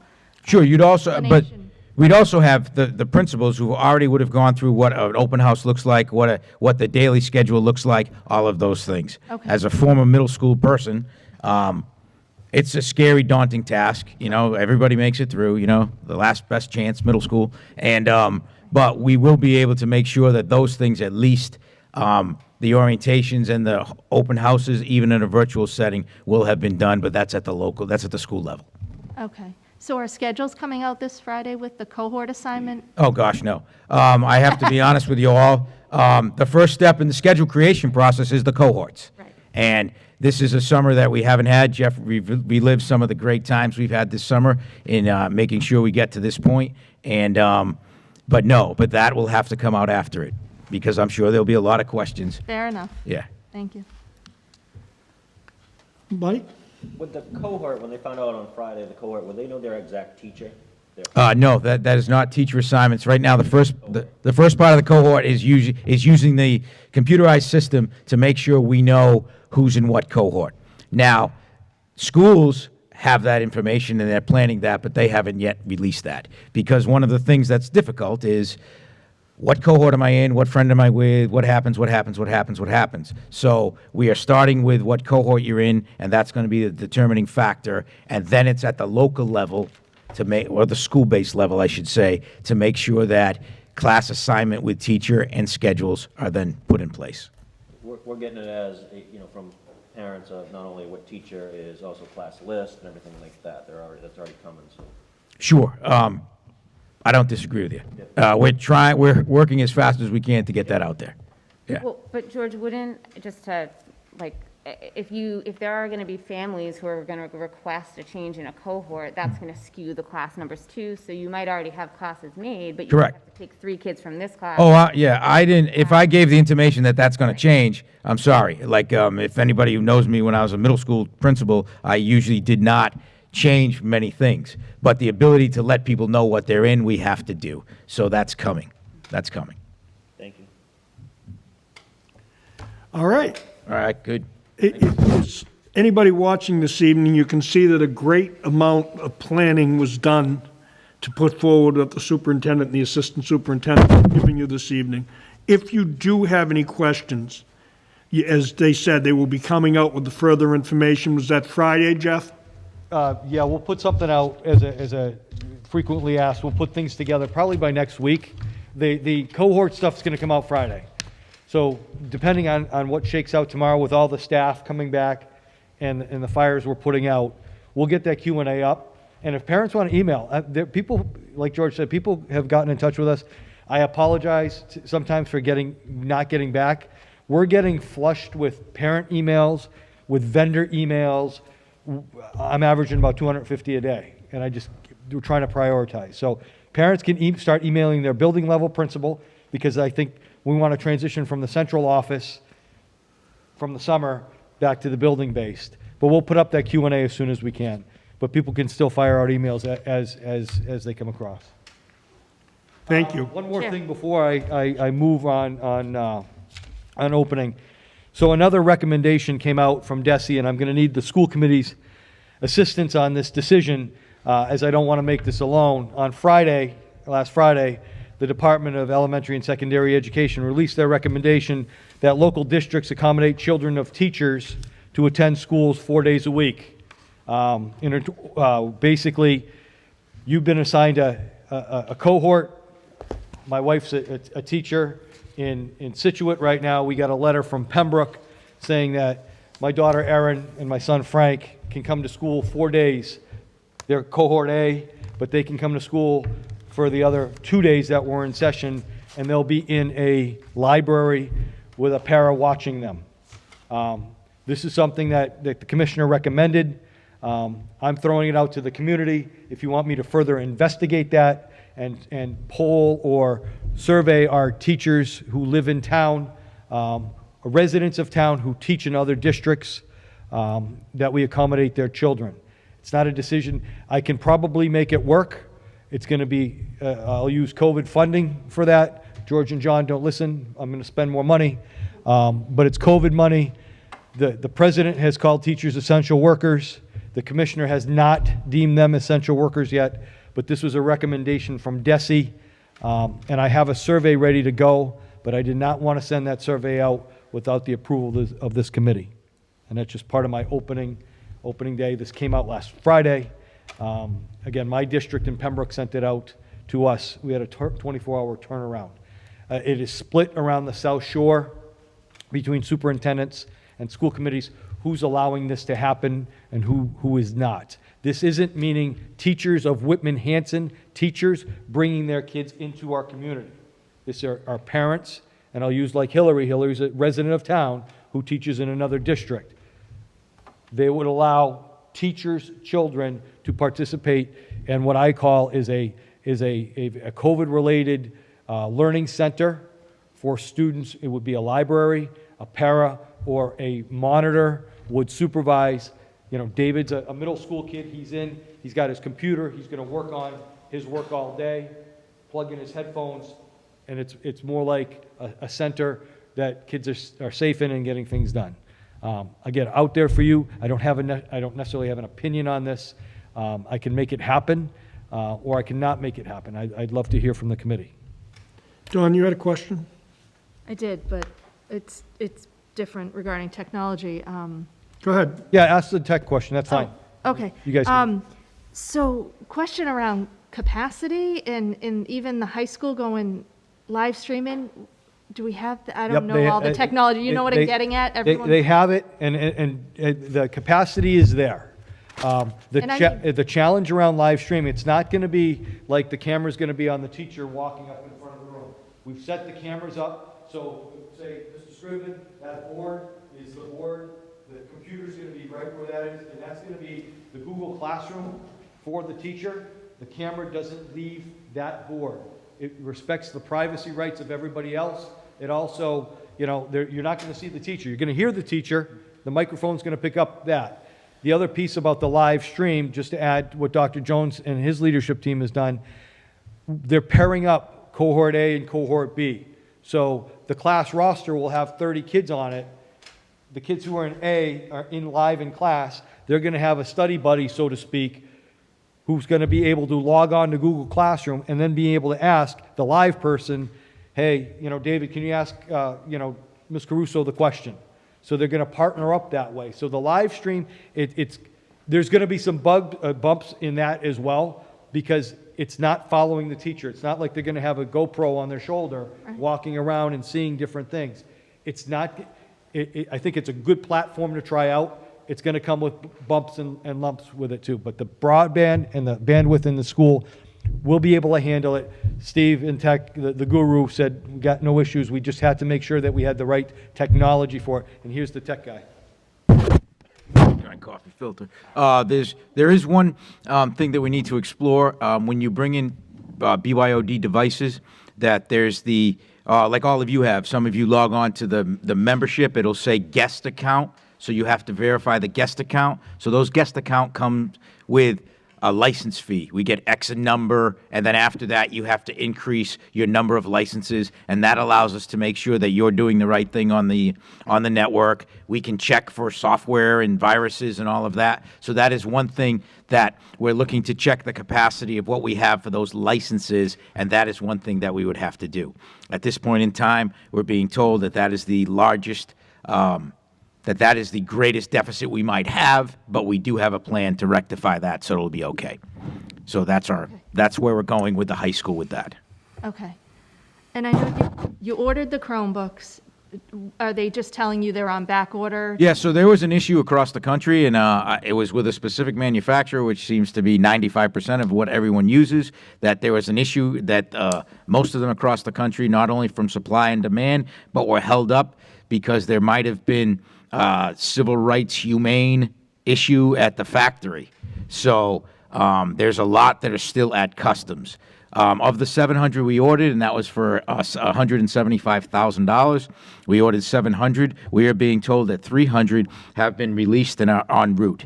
So once that happens, they come into our tech department. We have these things that are called like monsters that allow 16 Chromebooks to be turned at once to be turned over into our environment, because they all come with a license that allows us to control that environment, and then we will make sure that they are out and ready. Our goal for the Chromebooks is to make sure that the class sets are available by cohort. So like every child who's in school has something that they can use at their desk during that day. once that is all done, we say, okay, how many are left? And then if there's a need, we can also help with that for the community or for the staff. Because the big units that you see, the regular computers that you have, do not have the capability or the speed in order to go live. So now we're using laptops at the high school for the staff, but the high school has been the one that's most critically short in Chromebooks throughout the years. Some of you might remember that we had 2 Dell leases that never got past their first year due to budget cuts. There was one, I think, when Dr. Whitman was here, that Chad Peters, our former tech guy, was here. That got stopped the second year because we kept humans instead of that. And then we had one last year that we had to stop just due to the budgetary woes. So who knew that we'd have this? So that is why we're still behind the 8 ball. Also, just while we're here talking about technology and Chromebooks, we do have 300 to 400 Chromebooks who are at end of life, end of support. They still do. They were purchased from 2014. They still allow you to use them. They still allow you to use them for for the web and Google Classroom and everything, but they would not be allowed to be used if we have online testing in the form of MCAS, because they can no longer receive, their version is no longer supported that we have. So there are things that we have an issue of in technology. Wouldn't those would be perfect to lend out then? Yeah, so those are some that are being lent out, but they're also still available now. Yep. The issue is that now remember, as early as today at 1 o'clock when we had a commissioner's phone call, he did say he's still planning to have MCAS this year in a computer-aided technological format. So that is a lot of take what we have, flip it, make it so you can pick it up on wireless access and then go out. But we are now, some of those that you talk about, Fred's an excellent point, are still being used for the students that are needing them in the classrooms now. So what we're doing is we're making sure that as the ones that come in, we have the classroom ones ready, so they have, let's say, 15 per cohort, and then we take the extra and then say, okay, of those, where are the ones that are no longer supported in a testing environment? Then the tech guys flip those, and by flipping them, meaning you have to, a Chromebook right now can't work at your home. So you have to do certain things to the Chromebook to be able to pick up the wireless network that you have at home. But that's part of the process. Tech is handling that process. There's also a fee structure that's going to be built in if they are damaged or if they don't come back, because we did have 73 that are still out there. So it's one thing for the community to say we need, and we want to support that, but it's also another thing that says if we're looking at this from the compassionate and humane Ubuntu standard, that should work on both sides. So we want to be able to help, we want to be there to help, but in doing so, there should be also the responsibility that comes with returning those. Okay. Judge, Jeff, getting back to what you were talking about, are you looking for a consensus from this committee on whether we push you to that way or not? I think so, because this is an issue in communities, and my colleagues have talked to their school committees about it. And I think it has to be discussed with you folks to give me some direction on where you want to go. Because I think we've said this, we're in this together. I think we put this out there, and this is something that is not going to be available for everyone in our community.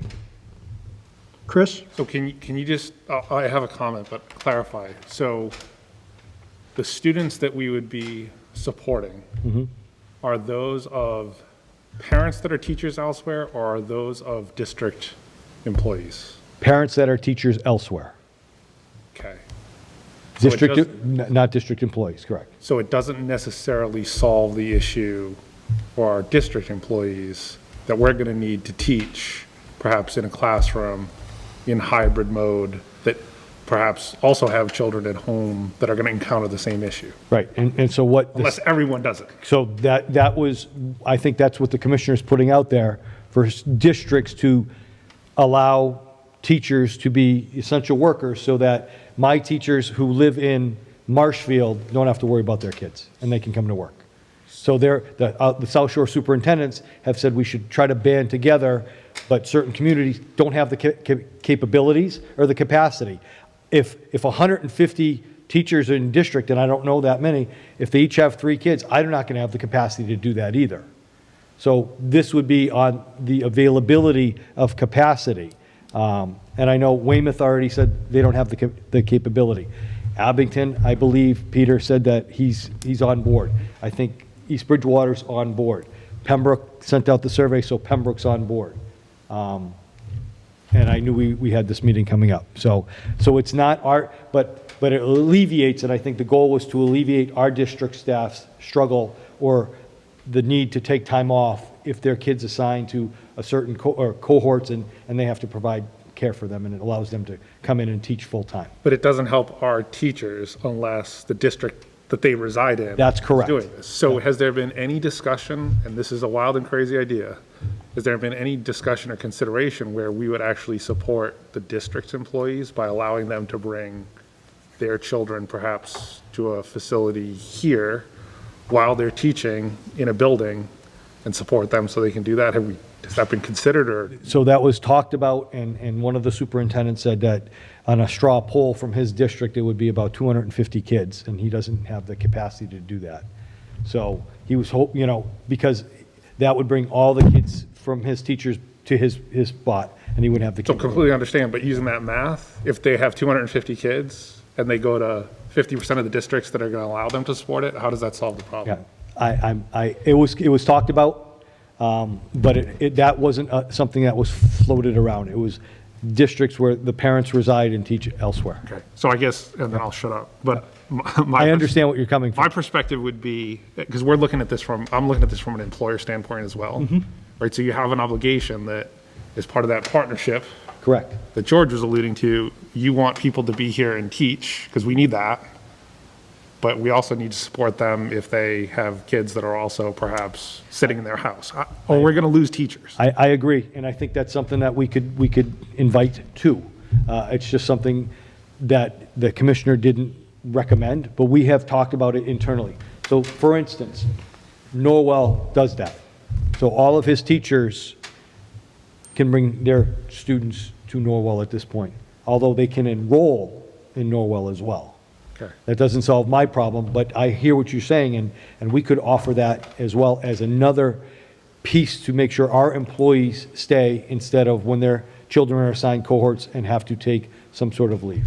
Right, because if I'm teaching and I'm in this building and my children are at home, remote learning, The only challenge, and John brought this up to me the other day, is if we bring in students who aren't ours, yeah, I understand. insurance-wise, we have potentially an issue. Okay.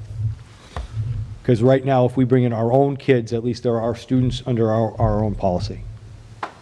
Fred?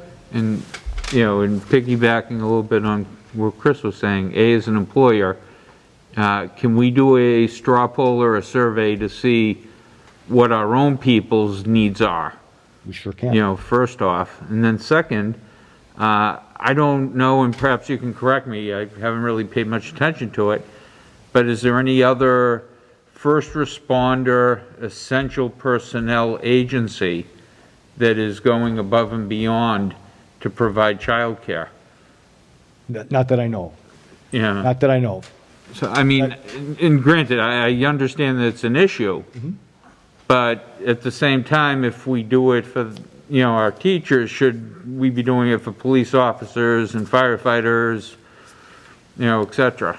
That's why it came to this group, because I have multiple thoughts and opinions, and I need your opinion and your vision and your decision-making ability as a school committee to guide me to what we have. I hear the employer piece. I do. That was the first thing that we brought up, is how do we take care? We want to make sure our employees are good so we don't lose employees, which is going to cost us money. On the flip side, this is what was rolled out, and it's been talked about for about a month now on the South Shore, and then on Friday afternoon, the commissioner dropped that on us in a phone call and then in an email. So people have been somewhat scrambling because we want school committees involved. And the flip side on our group chat has been about first responders as well. The only thing that I believe came out when first responders were designated during the crisis, they were provided child care, or the daycare centers were open or extended out for priorities of first responders, but not schools. This is the first step in that. And when the president said teachers are essential workers, I think that was another piggyback in the Commonwealth to say, we need to take care of our teachers the best way we can. Chris? Jeff, could you, if you said it already, I apologize for missing it, but what exactly did the commissioner say? Like what? So verbatim? Well, not. What, no, but verbatim is what Okay. I read. Yep. It's exactly what I read. That's what was in the guidance. So he said, hey, you guys, my recommendation is you allow teachers that teach in other districts who live in your communities to give them as much instructional time as you can. For us, our program in hybrid will provide instructional time. I cannot put any additional kids in our cohorts. That would throw us off. Is that like an unfunded mandate? It wasn't, yeah. A lot of these have been strong recommendations, and nobody's giving us mandates. So, except for the vaccine. So that, everything has been is throwing the decisions back to the local level, which I appreciate at times. But also, it's been a challenge. And I don't want to divide our community. And that's why we're talking about it here. I can do a straw poll of our own people. I can do a poll of our teachers in the district. And then on September 9th, I can come back and give you the numbers, because we don't open till September 15th, if that's the direction you want me to do. I just don't want to go through an exercise if it's not the will of the committee and is firmly opposed to that. But I can do that, and data can help drive a decision. I'm okay with that. And I think we can do that. But I'm at a, again, we've talked about it with our South Shore group. There's no consensus. It's about a 50-50. If it was consensus, it would be really easy. Oh, yeah, and to be determined. Is the committee consensually all right with getting numbers and seeing where we're going to end up, possibly dollars and cents wise, and how this is going to roll out? Because this could change next week also. That's correct. I can survey both internally and externally. I can put together the program for you and present it, and it still gives teachers an opportunity that it's out there a week before school starts. Hillary, you had a question? More a comment. And I say this as a parent and as a teacher, I just feel like to come out with this guidance on the Friday at, what, did it come out? I got it at like 6. Usually around 6 o'clock at night. Right. On a Friday.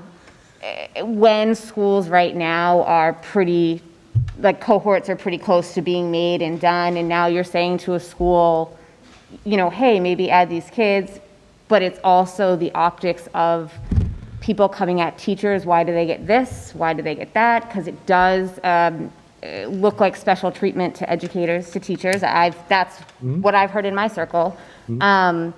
It's nothing against anybody, but it's shame on the commissioner for putting districts in this position. You know, this is a hard thing. Childcare is hard for everyone. The hybrid model, and nothing is good for anybody in this. And so I think that if you get the data and the numbers, that's a good way to go to move forward. And just, we all have to understand that everybody, whether you're a teacher, whether you're working from home, whether you're going into your office, we all are having struggles with this. So, you know, we just need to give each other some grace, and, you know, it's the commissioner. It's not you saying it. It's not another superintendent saying it. It's not the teachers saying we want this. And I think that that's important for people to know, because I've heard some things out and about that, you know, are not true and just need to be made. Yeah, it's teachers. It's not administrative staff. It's teacher directive from them. Mr. Boyce? So, and I absolutely hear what Fred and Hillary and others have said. I'm kind of thinking of it as like, I don't want to say students are our product, but that's it. They're the ones, they're our clients, they're our customers, and it maybe from the commissioner's eyes, it was like, well, you're educating kids anyways, in a sense, not trying to penalize anyone, and obviously not trying to take away from, well, I've been working from home, as you know, for 5 months, and I work for the federal government. You know, if I had a severe case of needing to transport nephews, nieces, whatever the case may be, you know, it could be a whole different ball of wax. But other people in private, you know, industries or corporations, they have to make up for something, and trying to say that whole light of, giving it as a favoritism towards teachers. I wasn't even looking at it that way. I was just thinking that because our goal in our product is kids. And maybe that's how it was thought of originally. I don't know. I mean, I'm just putting that out there and trying to take it a little bit off. It's a group of people that you're kind of catering to. I don't think so. It's just trying to make things a little easier. So anyway, Fred? I'd go with the data. And after listening to Mr. Boyce, I just want to make sure I'm understanding it correctly. The students wouldn't have any other different learning No. than they would be having if they were at home with a child care provider. All you are my students right now, you'd have your Chromebooks open, and I'd say, get to your work. Okay, so, You know. so all we're doing is Lunches, providing socialize. walls and a roof, Yep. Yeah. That's, okay, as opposed to, and quite frankly, that's an issue for many, many parents, many single-family, single-parent households. Yeah. I'd want to see what the numbers are for our own. Yep. Because as an employer, you want to do what's best for your employees if you are able to do it, so to speak. But to differentiate and say, why should a teacher get this benefit when no one else can? The woman that says, hey, I'm working 60 hours a week, to put food on the table and take care of my kid, and I have to make arrangements with this friend's mom or that friend's mom and whatnot. How come? That's not fair. So sort of my mindset as well. But I'd always want to see what we could do and what the numbers would be for our own, because you always want to strive to be the best employer that you can. Dawn? But correct me if I'm wrong, we would have to provide staff to monitor these students. Correct. Even if they were in this setting. Correct. Even if it was 12 Correct. students like this, we would have to make sure they are socially distanced. correct, They are masked. correct. Okay. Dan? How close is this to school choice? How close is this to, we're not providing education right now. So if we were to invite our teachers' kids in at this point, I wouldn't put them in a classroom. They'd be in a monitored setting, just like Dawn said. If we ever wanted to get to choice, it could be something we could negotiate in a contract. Certain districts, the one I used to work in, had in their teacher contract, teachers could bring their children to the district as availability, and then we also billed their district, their sending district, for school choice. So that's what we did in West Bridgewater. Other communities, Norwell does that. They don't bill for school choice. In Situate, my kids could go to Situate. In Cohasset, they used to do the same thing. So this piece here would not be school choice. We'd be providing a service, and a very bare minimum service of more like observation for either our own staff or families in the community. And it, again, is space related. I haven't looked at where we can use it. We will be using this space for a classroom. A class will be virtual on that screen. There will be a teacher on that screen for high school kids. We're not going to use the rest of the library. I don't know what we're doing. So if you're really looking at me, if you give me just the informal, just look at the data. I'll get the data for you by September 9th, and then we can have that discussion again. Dan, go It ahead. isn't school choice. We'd like to see that data because people are going to assume this is like a babysitting service. That's That's kind what you really don't want to deploy out there. That's what George is saying. It's my monitoring kids, and based upon what I got from Pembroke, that's what it sounds like, But isn't that the rhetoric about why schools need to open? So that we can have a place to put the kids and But I the mean, parents Fred can go was back to saying we gotta work? watch the parents. And Have the that's same totally what thing, I'm so hearing. we have to You know be- what I mean? But it's, Gray area, plus Absolutely. insurance-wise, absolutely. insurance-wise, I'd be very cautious on that too, because they're not under our jurisdiction. So I'm feeling that you want data. I'll get you Yes. data. Great. I don't need a Everybody vote. okay with receiving the data, and we'll make a better choice once we have the number? Everybody good with that, Mike? Yep. Okay. I think so I'm going to do, clarity-wise, I'm going to send a survey out to families and say, if you're a teacher, check where you work, and your kid, if you're interested in the school providing some sort of accommodation for you. I'm also going to survey our district staff and say, do you need an accommodation? And get that data for this committee, and we'll present that on the 9th of September. Excellent. Okay. Any other questions on opening? I know it was long, but we've worked really hard to put together, I think, one of the best models on the South Shore. I know in my own community, I don't know what my son is doing on hybrid days. I don't know what the remote platforms are. I know people have just thrown money at some of these services. If we provided TECA for all of our remote kids, it cost us close to $1 million. We've tried to provide this internally, fiscally sound with our own people, and I think we have a great plan. We will implement the plan, and it will be successful. There will be bumps, but it will be successful. So if there's no other questions, I'm going to ask John to come up and talk a little bit. I have one I'm sorry, question, Hillary. I'm sorry. This is going way back to the beginning. You said that a lot of families pulled out a full-day kindergarten. Do you have a number of how many? I don't know the originals, but I'll just give you. When we looked at Indian Head, just up front, I have 4 teachers in Indian Head. We were planning on 3 sections of full-day K and 1 section of half-day K, meaning 1 teacher would teach in the morning and afternoon. Right now, I have current Indian Head numbers at full-day K of 23 and half-day K of 44.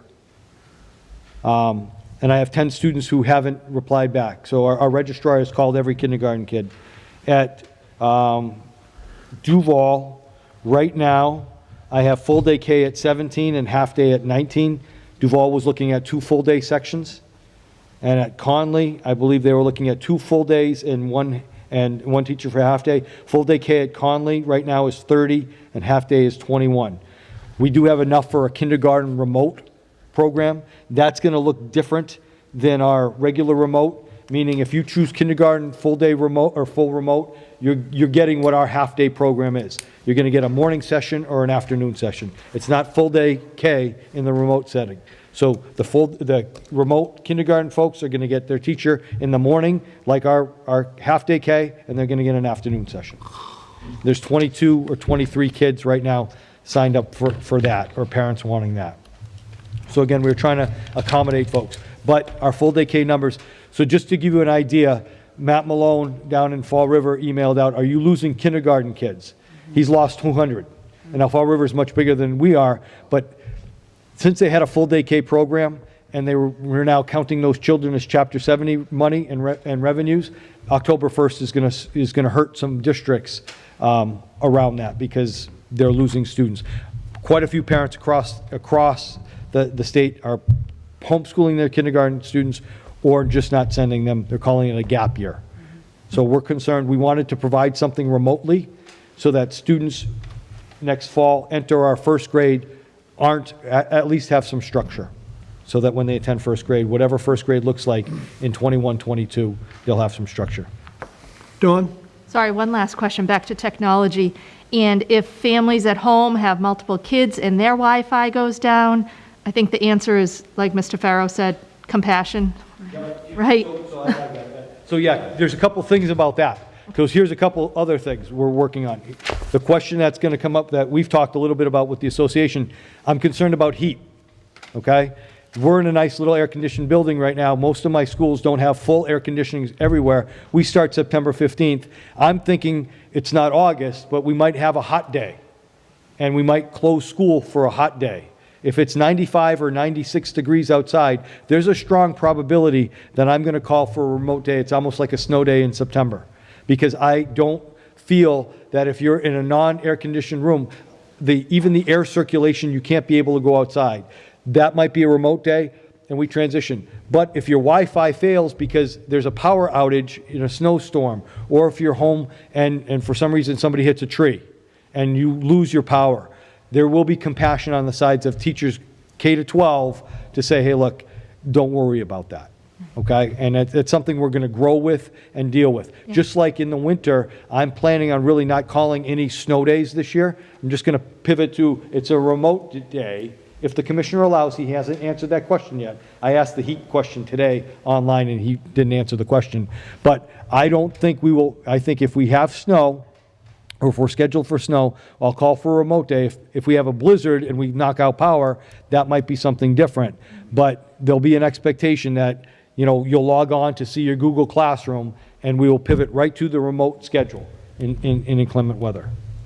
Fred? And just real quick, and Comcast is continuing their Essentials program, $9.95.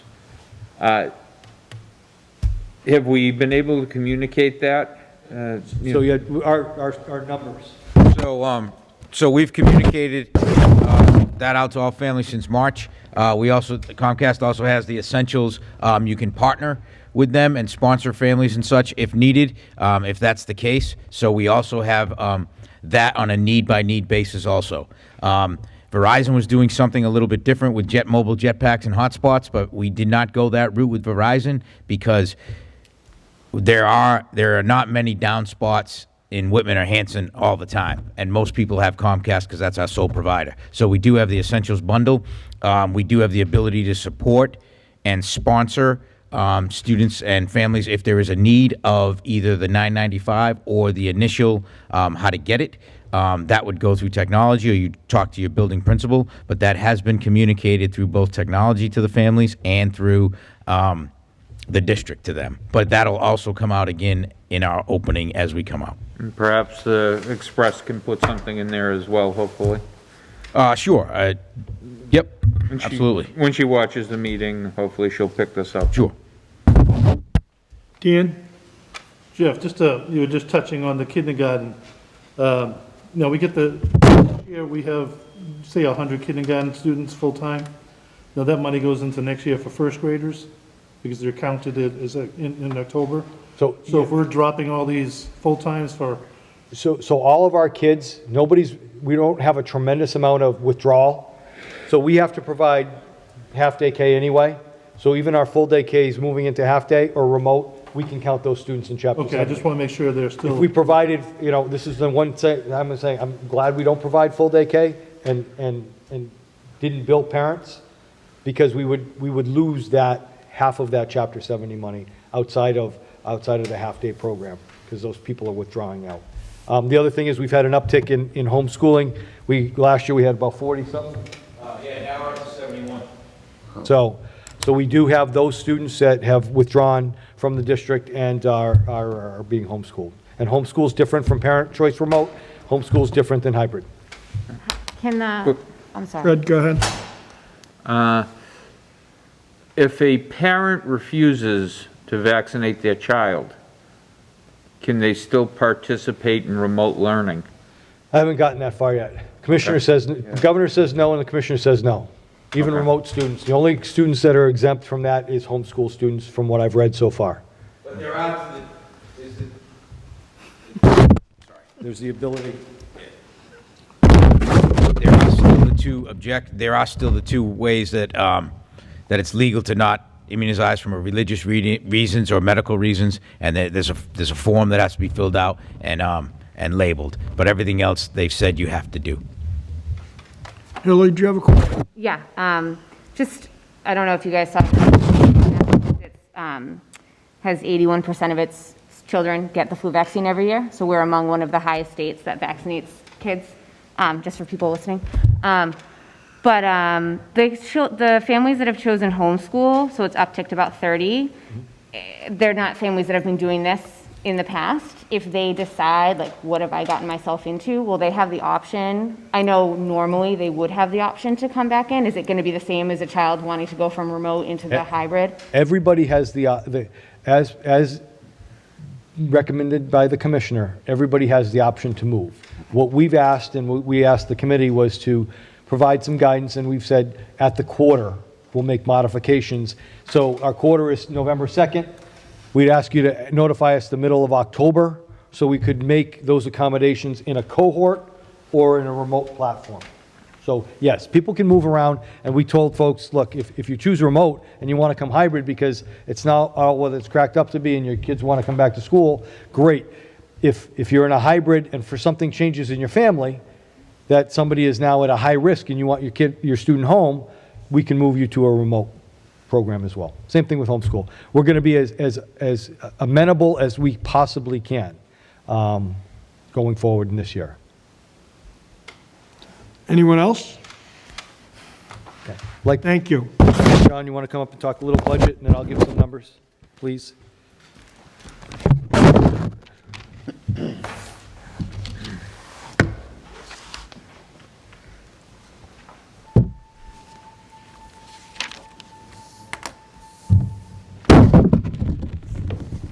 have a feeling people aren't excited about talking about budget at this point. We're 2 hours into the night, and now let's talk about numbers. 2-0 Tampa Bay. There you go. Don't even. You got in your packet is, excuse me, in your packet is the budget report for the month of July.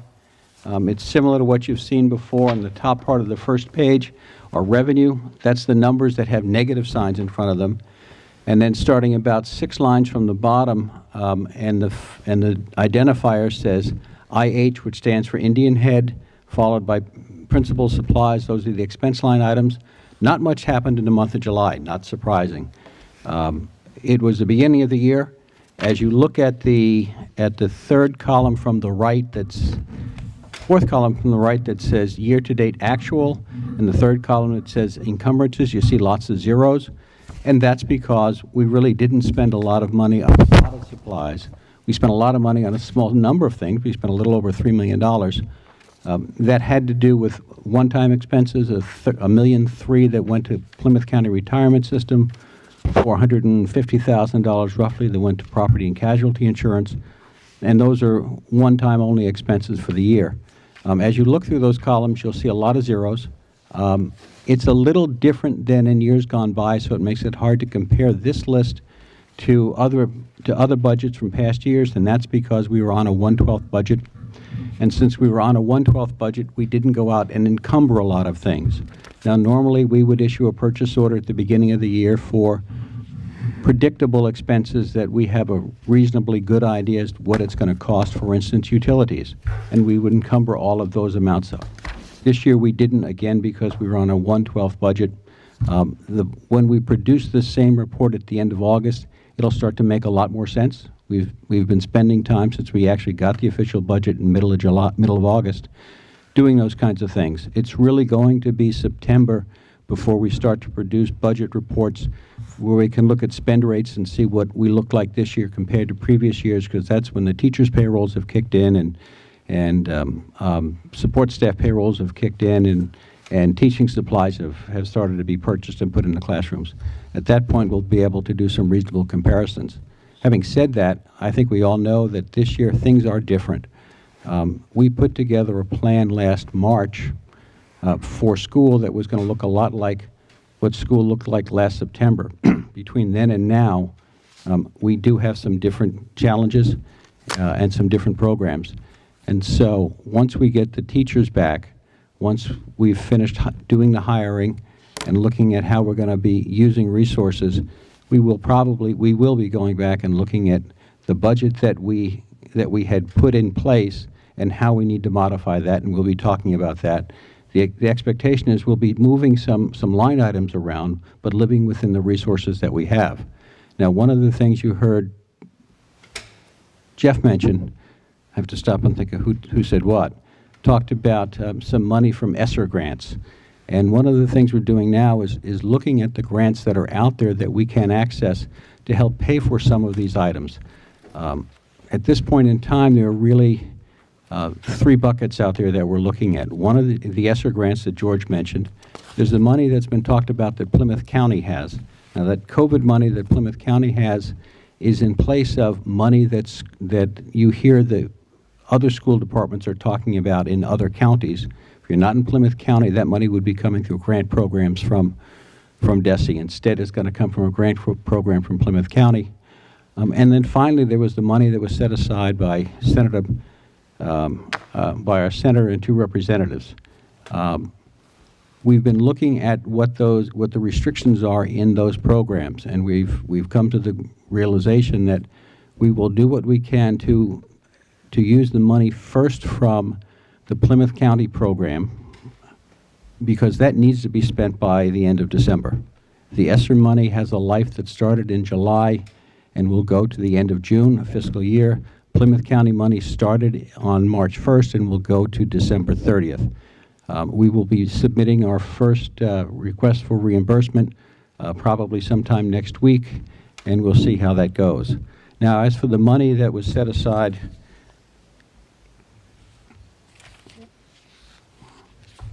bear with me for 1 minute. As for the money that was set aside by Representative Cutler, Representative Sullivan, and Senator Bradley, and we're talking about a total of $400,000 in two separate set-asides, that money has not been made available to us yet.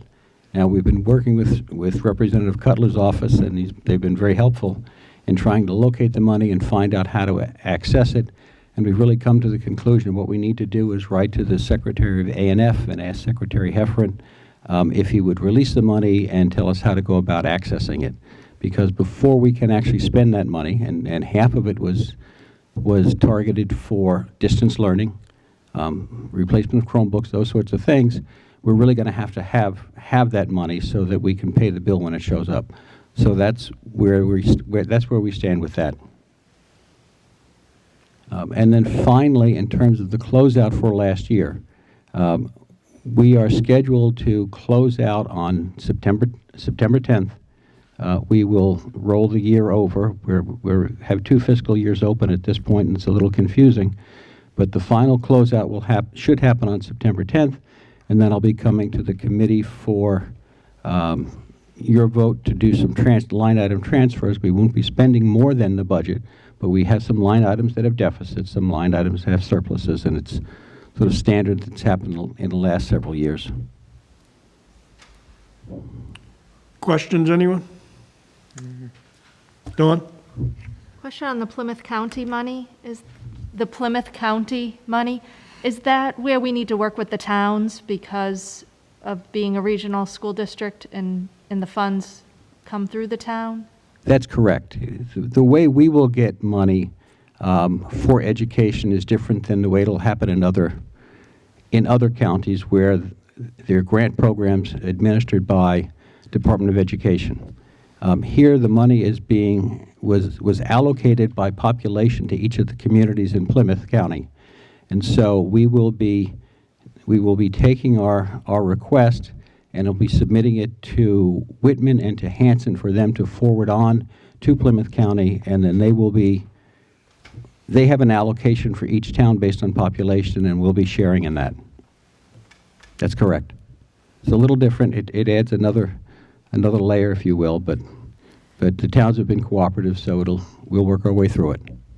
And the amount that was allocated to each town, was it determined how much would be available for education, or was it up to the No. town to decide how? There is no hard number in that allocation that says so much for the water department, so much for DPW, and so much for education. Okay. It's just a flat-out number. The rough estimate from the governor was $225 per pupil. Okay. Based on enrollment. Okay. So I'm guessing it's about $850,000 because I'm spending it like if we need it. So that's the target you're spending? That's the target piece. Yep. And to John, he's been working with Mr. Stanbrook and Mr. Lynham. It's been a good relationship, and they know our needs, and we're gonna go for that first reimbursement. Dating back to March, what John hit on is that money goes away at the end of December. So what I'm trying to do and what we're trying to do is get reimbursed and spend that money, because the ESSER money goes to 2022. Yep. And it's a little bit more flexible. If we were in another county, outside of Plymouth County or Boston, this would be an allocation, not necessarily a reimbursement. There wouldn't be as many hoops to go through, but Plymouth County did their thing, and again, John and Frank have been very good with us. Thank you. And the only Anyone thing else? I'd say is that $225 per pupil, or roughly $800,000, is not the upper limit of what we may get or expect to get. If we were a school system in another county, there are 2 pots of money that you can apply for COVID relief. The $225 is sometimes referred to as the make-ready money for schools, and that was to pay for the sorts of things you'd need to open up school that you hadn't budgeted for because this is really very different. And then the other pot of money that you could access would have to do with sort of permanent improvements in the building. It might deal with HVAC or other kinds of things, or PPE and other protective equipment that might have been purchased sort of from March to the end of June, which was the last fiscal year, and not necessarily related to being prepared for this upcoming fiscal year. Fred?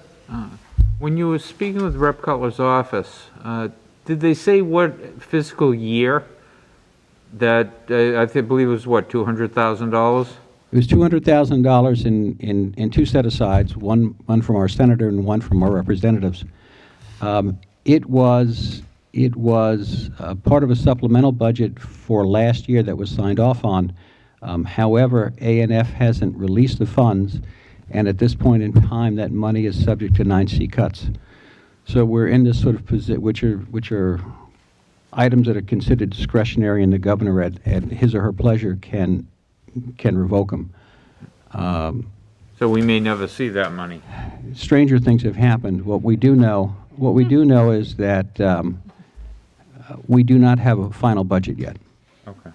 And I think until we see that final budget, we're probably not really going to know whether that is for real. Well, that's the FY21, but if this The is not FY21 money, budget, that's correct. I mean, when did we get that transportation money that we were talking about and it all of a sudden showed up? What was that, from 2 years ago? I think it was 2 years ago. We had stopped looking for it. Yeah. And then all of a sudden it showed up in April, so. It I will be seeing Rep. Sullivan's aide tomorrow morning. So I can ask him if he can look into that for us. Well, that would be wonderful, and if he'd like to contact us, that would be great. Okay. And in fact, superintendent will be sending a letter up to A&F asking for a release, and we'll be copying our senator as well as our two representatives in that, Okay. so they're aware of what we're doing. All right, now I have a call out to Senator Brady's office for something about the Duval roof, to find out the status on any governmental help there. But I can mention that if Val calls me back. Wonderful. So. I mean, I think that the more pressure that's brought to bear, the better off we are. And by the way, we are not being picked on. I understand that none of that money has been released. Oh, yeah, and if it's subject to 9C cuts, Yeah. who knows where the final numbers, where the revenues ended up falling. I'm sure they were quite short anyways. So, but we'll find out. Anyone else? Thank you, John. Actually, there's one other thing I want to mention, and that has to do with a memo you got from the superintendent about the FY20 assessments. And so after town meeting was all said and done, and after we got budgets passed, two things happened. At the very end of July, on the 31st of July, the Department of Revenue, Division of Local Services, released updated information about Chapter 70 aid.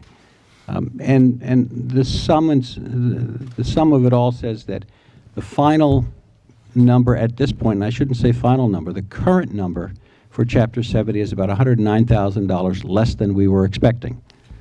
Less than the number that Desi had suggested we use when we were putting together our submission for our 1/12 budget. Now, it's not a final number at this point in time. As we were just talking about, we don't expect to see a budget until October, so that number may go up, may go down. Really what we got was some assurance as to what the floor was. And really a very strong suggestion that maybe some of the grant money that we're getting might be able to be used to make up for that revenue deficit. At least that was in the memo. And then a little later, actually much later, about 2 weeks later, on August 18th, the memo came out from Department of Education saying that they had redone minimum contribution numbers. When they redid the minimum contribution numbers, and I have to read this because I don't have the numbers committed to memory, they had increased Hanson's minimum contribution number by $7,300, and they decreased Whitman's minimum contribution number by $97,000. Now, those are some big numbers that happened, but when you run it through the assessment formula, at this point in time, it would increase Hanson's assessment by $21,600 and decrease Whitman's assessment by $21,600. This change just moves money between the two towns. It doesn't really create any more revenue or a larger assessment in total for the school district. It just shifts the burden between the two communities. At this point in time, you have some options as to what we can do. And if you read the memo, it really says that we can look at reducing our budget, we can look at increasing our assessments, we can look at increasing revenue, or finally, we can wait until we get a final number from the state. That final number will come when we see the final revenue numbers for the cherry sheet, and they become official cherry sheets. And if we see any other changes in minimum contribution before we get to the finish line. So my suggestion at this point in time is we just wait until we get final numbers and then we deal with it. Questions, anyone? Fred? And will we just forward a copy over to the two towns so that they're aware of this and aware that we're waiting? Sure, we can do that. Anyone else? John, thank you. Dawn? Oh, I was just going to add, in regards to the minimum local contributions changing, it's something that normally happens every year in the normal course of sort of those numbers being presented by Department of Revenue, because they're preliminary numbers that come out in January, and then when the final budget is settled by the governor, those numbers are firmed up by Department of Revenue. That's my understanding. So I guess my point is that the fact that the numbers changed isn't necessarily relative to COVID-19 or that we haven't had a budget. Like, that's typical, and we would have been familiar with that in using statutory method. I think what's different. Well, I think what's different in this case is not that the numbers changing. You're absolutely right. They make a preliminary. They give us preliminary numbers back in January, third week in January, and between then and the end of the fiscal, getting close to the end of the fiscal year, it gets refined by increases that may happen in the inflation rate used for computing budgets, those sorts of things. What's different this year, and it's happened a few other times that I can think of in the past, where it goes so long before there is either an agreement on what the local aid resolution will be and what we will see for aid, and it just goes so far. In this case, it was, I think, exacerbated by the fact that government shut down. I mean, the legislature was not meeting regularly, state agencies were not meeting regularly, and instead of coming to roughly end of April into May, when we got a final budget between Ways and Means, that was usually negotiated between the House and the Senate, and everybody at that point was holding hands onto what both the aid numbers were, and then DESE could produce numbers usually done in time for people to go to town meeting with firm numbers. In this case, we, like every other district in the state, is dealing with town meeting for the most part has come and gone for every community in the state, and then we're getting this information. So it's just a case of lousy timing. Anyone else? John, thank you. Thank you. Okay, unfinished business. In front of you, you have a policy about face coverings. I'm going to briefly read the first paragraphs, and I'm going to take a vote on this. One of the reasons this has come through, it is a policy change, and in the bottom, it'll kind of, when I sum it up, you'll say, the Whitman Hanson Regional School District is committing to providing a safe environment as schools reopen during the COVID-19 pandemic. According to public health experts, one of the best ways to stop the spread of the coronavirus is to keep members of our school community safe is to use the use of face masks or face coverings. Therefore, in accordance with the guidance from the Center for Disease Control, the Department of Elementary and Secondary Education, and the Mass Department of Public Health, the following requirements are in place until further notice. And as you can see, it's a two-page document basically stating that face coverings and what individuals may be required and what may be excused. This was sent out recently, and the policy subcommittee hasn't looked at it because it's, as you can see, it's a pandemic situation. So I'd entertain a motion to accept the document. So moved. Second, Somebody second it? second. The voice second. Okay. Discussion or actually Fred. questions? And there's been a lot of talk in the community about this, or the school committee community. Board of Health reviewing the policy, the definition of a face mask, what's allowable and what's not allowable, and has our own physician had a chance to review the policy as well? So as far as what, I had Lisa Tobin, our lead nurse, look at this and update anything from DPH. And right now, DPH talks about face coverings being anything that covers your face. I know there's a study out from Duke University that says cloth masks or whatever. Mass DPH has affirmed that they just want face coverings.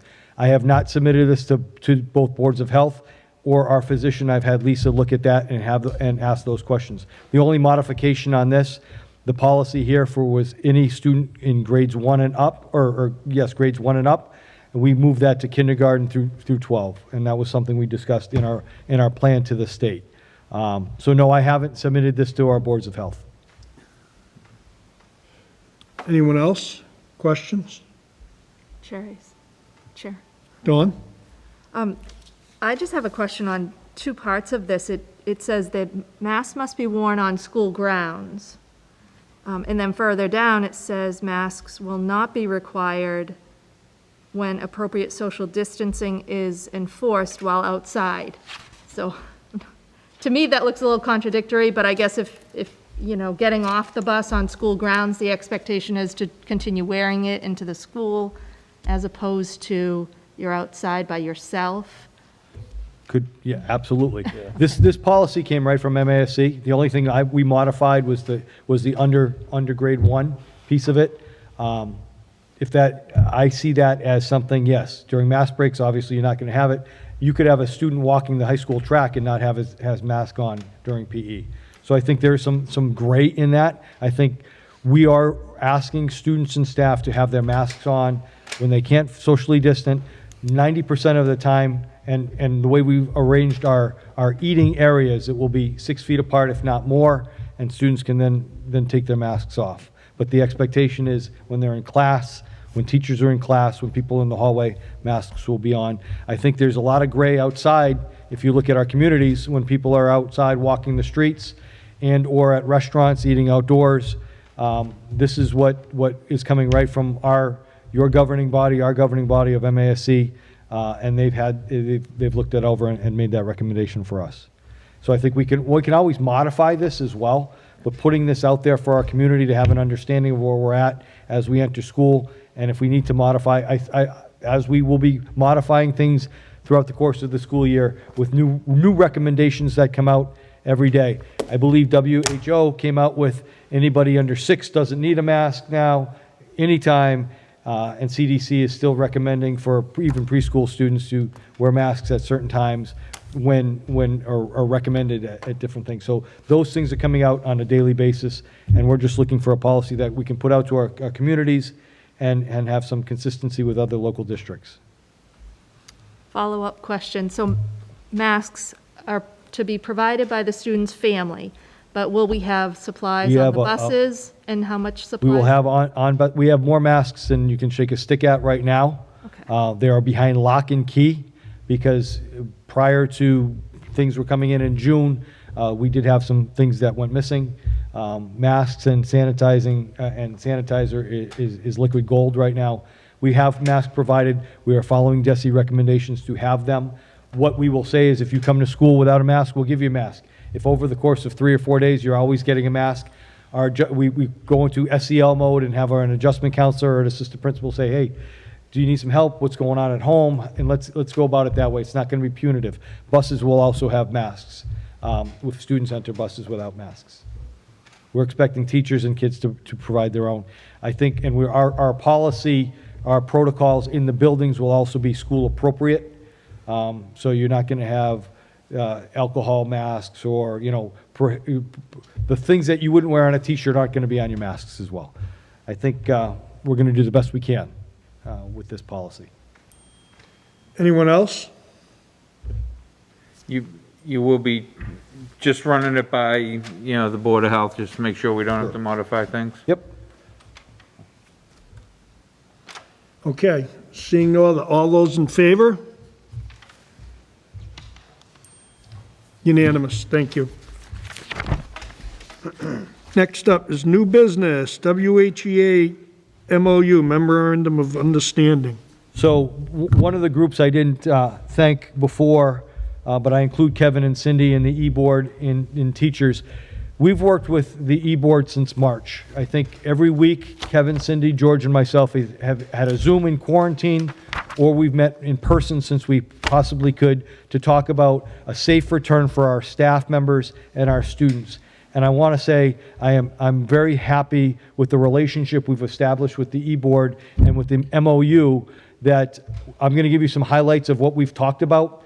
We've tried to create an MOU that has nothing around wages, it's around working conditions. That's what the association wants. They want to make sure we have a school or a workplace that is safe and secure for them, and also gives them the opportunity to have lunch, to have a clean classroom, what the expectations are in the remote environment, what the expectations for teaching are in a hybrid. So just, I'm going to give you the highlights of what we've talked about. We've talked about PPE, safety and air quality.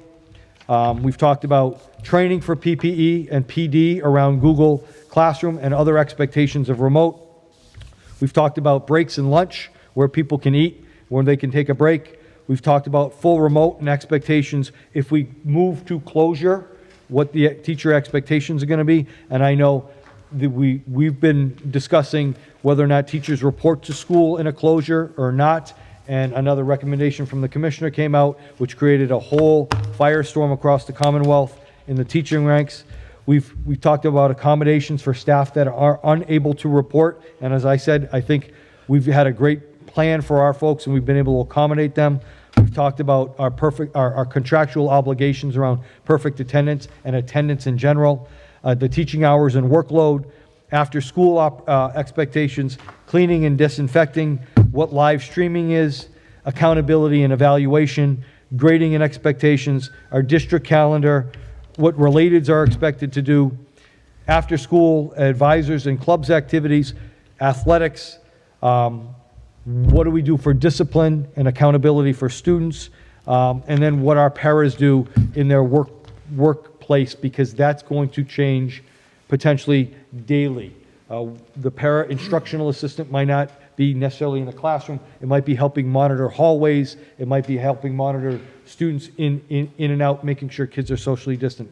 And I do want to say, we've had this conversation.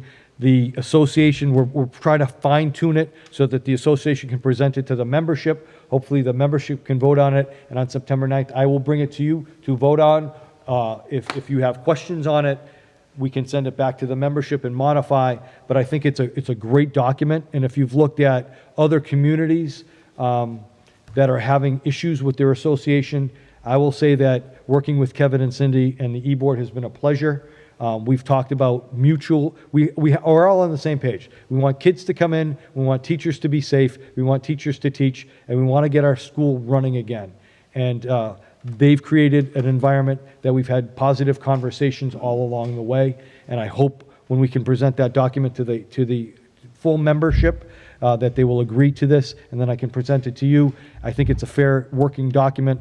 I don't want to share all the pieces because the membership hasn't seen it yet, and this being a public meeting, I want them to be able to see what we've discussed. But those are the bullets that we've discussed, and I'm very happy with where we are. I think it's very fair, and it's a great working document, as George said, with our programs in remote and hybrid. It's clear, the expectations are clear, and it gives us a good opportunity to open our school in a full hybrid next week or in 2 weeks. And I don't know, Cindy, do you want to talk a little bit about where we're at?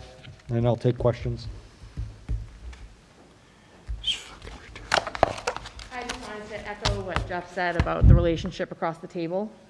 They've been very receptive. open, and the dialogue has been pretty strong both ways. And I'm on a couple of threads with other associations, and they are not going well in other districts, and we are very fortunate to be where we are today. Membership has asked questions upon questions upon questions, and Jeff and George have taken the time to answer those for all the members, and we've put those out in updates. So it's just been really positive, and I think we're very lucky, and it's a very unique situation. So they should be commended as well. Thank you. Thank you, Cindy. So again, our goal is to provide this committee at the next meeting, hopefully something that the association has agreed upon so that we can discuss it. It keeps intact the work schedule of teachers, even in a remote or a hybrid setting. It doesn't adjust their work hours. It adjusts the way the work is being presented. So I think, again, it's a good document, and I've seen my colleagues struggle. Our teachers have been great. They've asked a lot of questions, and we've tried to provide them with as much accurate information as we can. And the leadership team. The goal is to get kids back in school. When we presented the hybrid, and I appreciate you voting the hybrid in, is getting kids in a safe environment, getting back to some sense of normalcy, and the association's goals are the same. So I'll take any questions that I can answer, but I'm looking to provide you something on the 9th. Mr. Boyce? Well, no, and I can't not necessarily speak with, for Mr. Kevin, because I never volunteered in this class, but having been with Miss McGann in a building for 12 years, I never doubted that we would have any issues. So thank you, Cindy, and of course, George and Jeff, thank you very much. Really appreciate it. Dawn? Chair, I have a question. If this is considered negotiations, was the committee involved in participating with the MOU?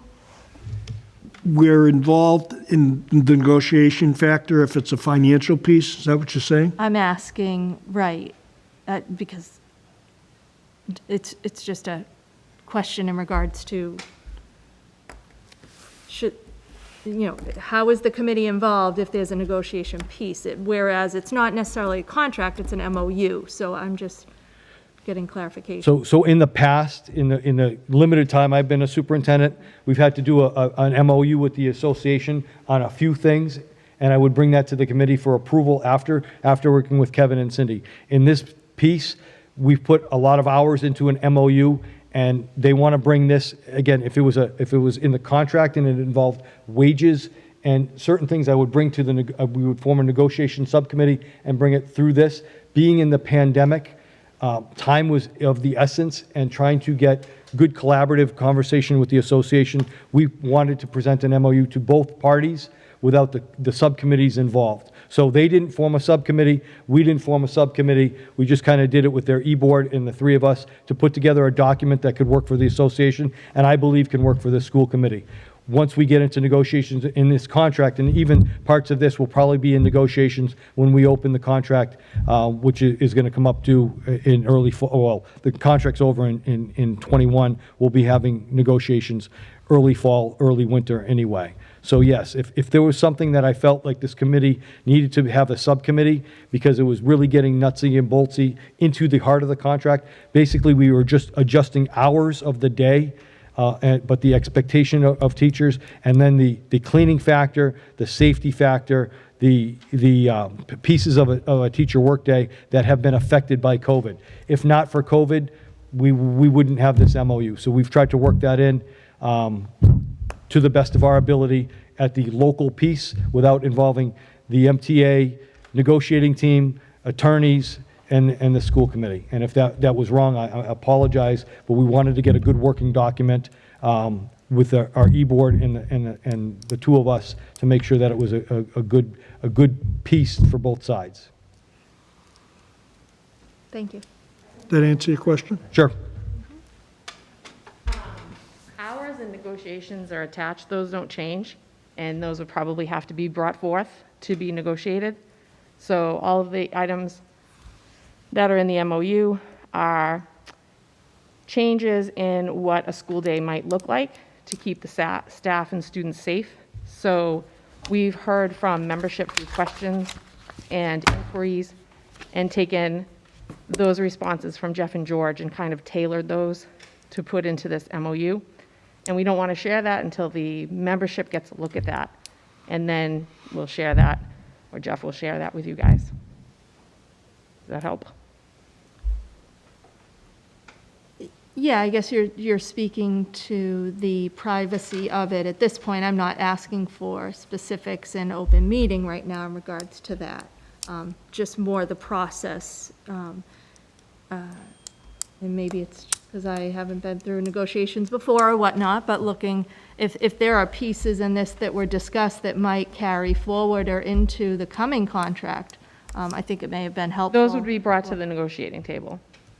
Yeah. Right, but it sounds like there's conversations that may have occurred that will come forward to the negotiating table. That's possible. I'm sorry? That's possible. I'm not sure I understand your question. Okay. I think my question is more that asking if committee could have been involved in this, just to be familiar with the process. That will come, I think. Once Okay. we present that to you, you'll have input as to what those MOUs are, whether or not you accept them or choose to approve them. Okay. Okay? Thank you. Cindy, stay right there for a second. Fred, do you have a question for her? Well, not for Cindy, but. Oh, I'm sorry. A general I'm sorry. statement that I think would solve the whole thing. And I can hear your concern and actually agree with it, to a large degree. However, I can understand COVID and, the necessity to get something done, on a timely basis, et cetera, and without dragging everybody in and keeping the group small. But if Jeff could give it to us in advance of when we're going to be meeting, so that we'll have a good opportunity to read it and understand it. We still have to vote it, and we still have to approve it anyways. So nothing happens without our affirmative vote, and then that way there, if there's anything that we feel we need to bring forward or change, we'll have that opportunity beforehand as well. Yeah, and Fred's correct, because we would do the same thing on our end. So we're respecting our membership privacy, and then we'll bring all those together. And they'll have an opportunity to voice their concern for any changes as well and we will be giving them the document in advance, and you guys will get that as well. So you have time to look it over as well.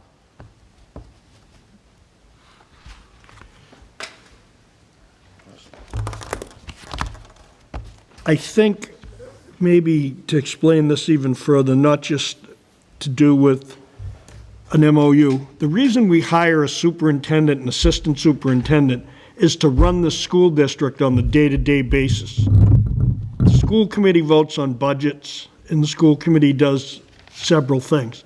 But one of the reasons we hire a superintendent and assistant superintendent is to do some of this stuff when these things come up. And then he's going to bring it, George and Tim are going to bring it to us for a vote. And as Fred said, Dawn was saying, what's the process? Then we vote on it and determine where we're going to go with it. We might want to modify it, but I think that's one of the reasons it was done. I don't think Jeff was trying to do anything. I think it was this COVID-19 issue was a whole separate thing that we've never had any business with before, so. Jeff? Yeah, I'm echoing that. We're trying to get things done in a short amount of time. We couldn't have an MOU without a budget. We didn't get a budget till July 29th.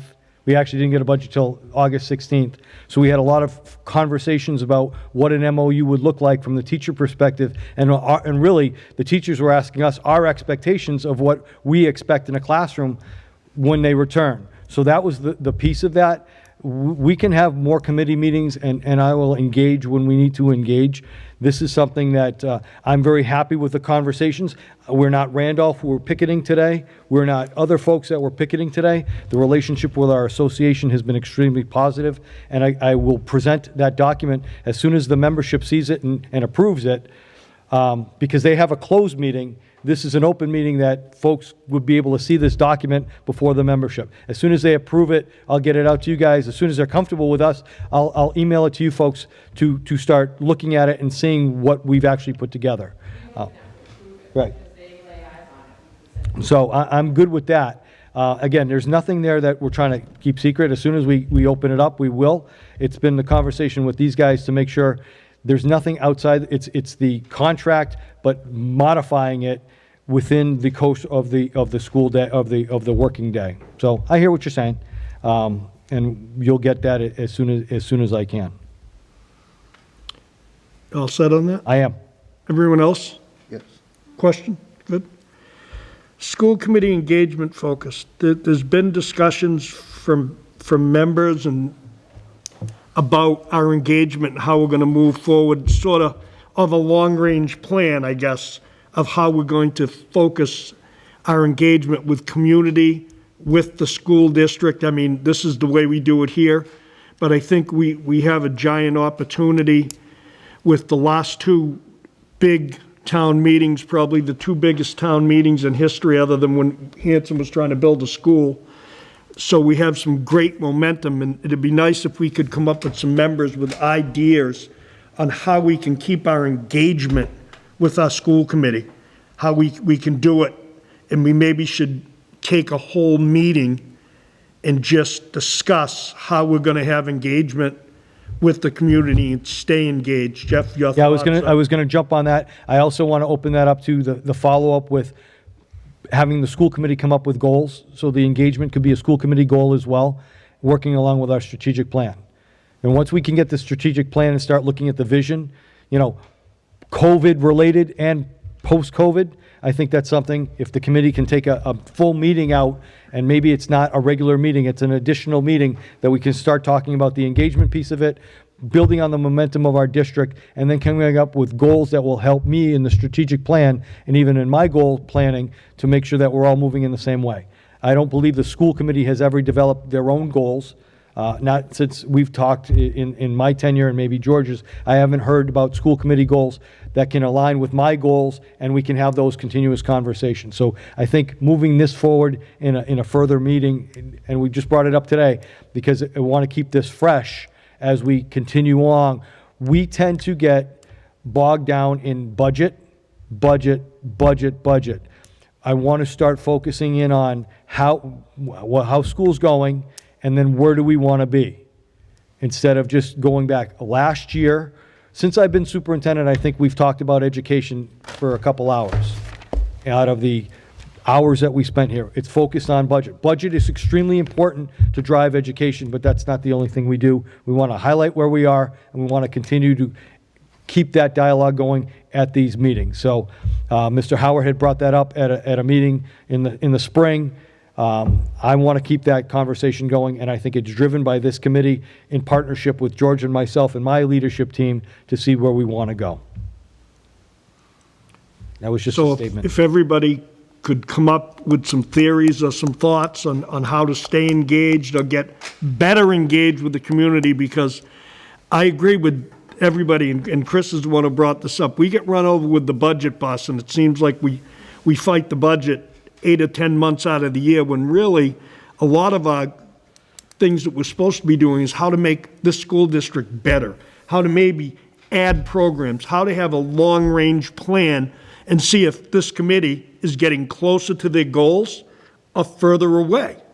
Because we do it with evaluations, we do it with everything, but we really, truthfully, never do it with ourselves internally. So if we could somehow set it up to see maybe even a little part of each, have one full meeting on this, brainstorm, and then set aside a part of every meeting to say, hey, anybody got any new ideas? What's your theory? Chris, what did you do? Or Bob Hayes, what did you do? Or Chris or Donna, what are we doing? How are we getting and staying better engaged? Because the better engaged we are, I think we have a pretty good momentum seeing those two town meetings. I went to both, and I was shocked at how many people were there. And it was really exciting to see how many people were engaged. And I think we can use that momentum moving forward to make this a better district than it is.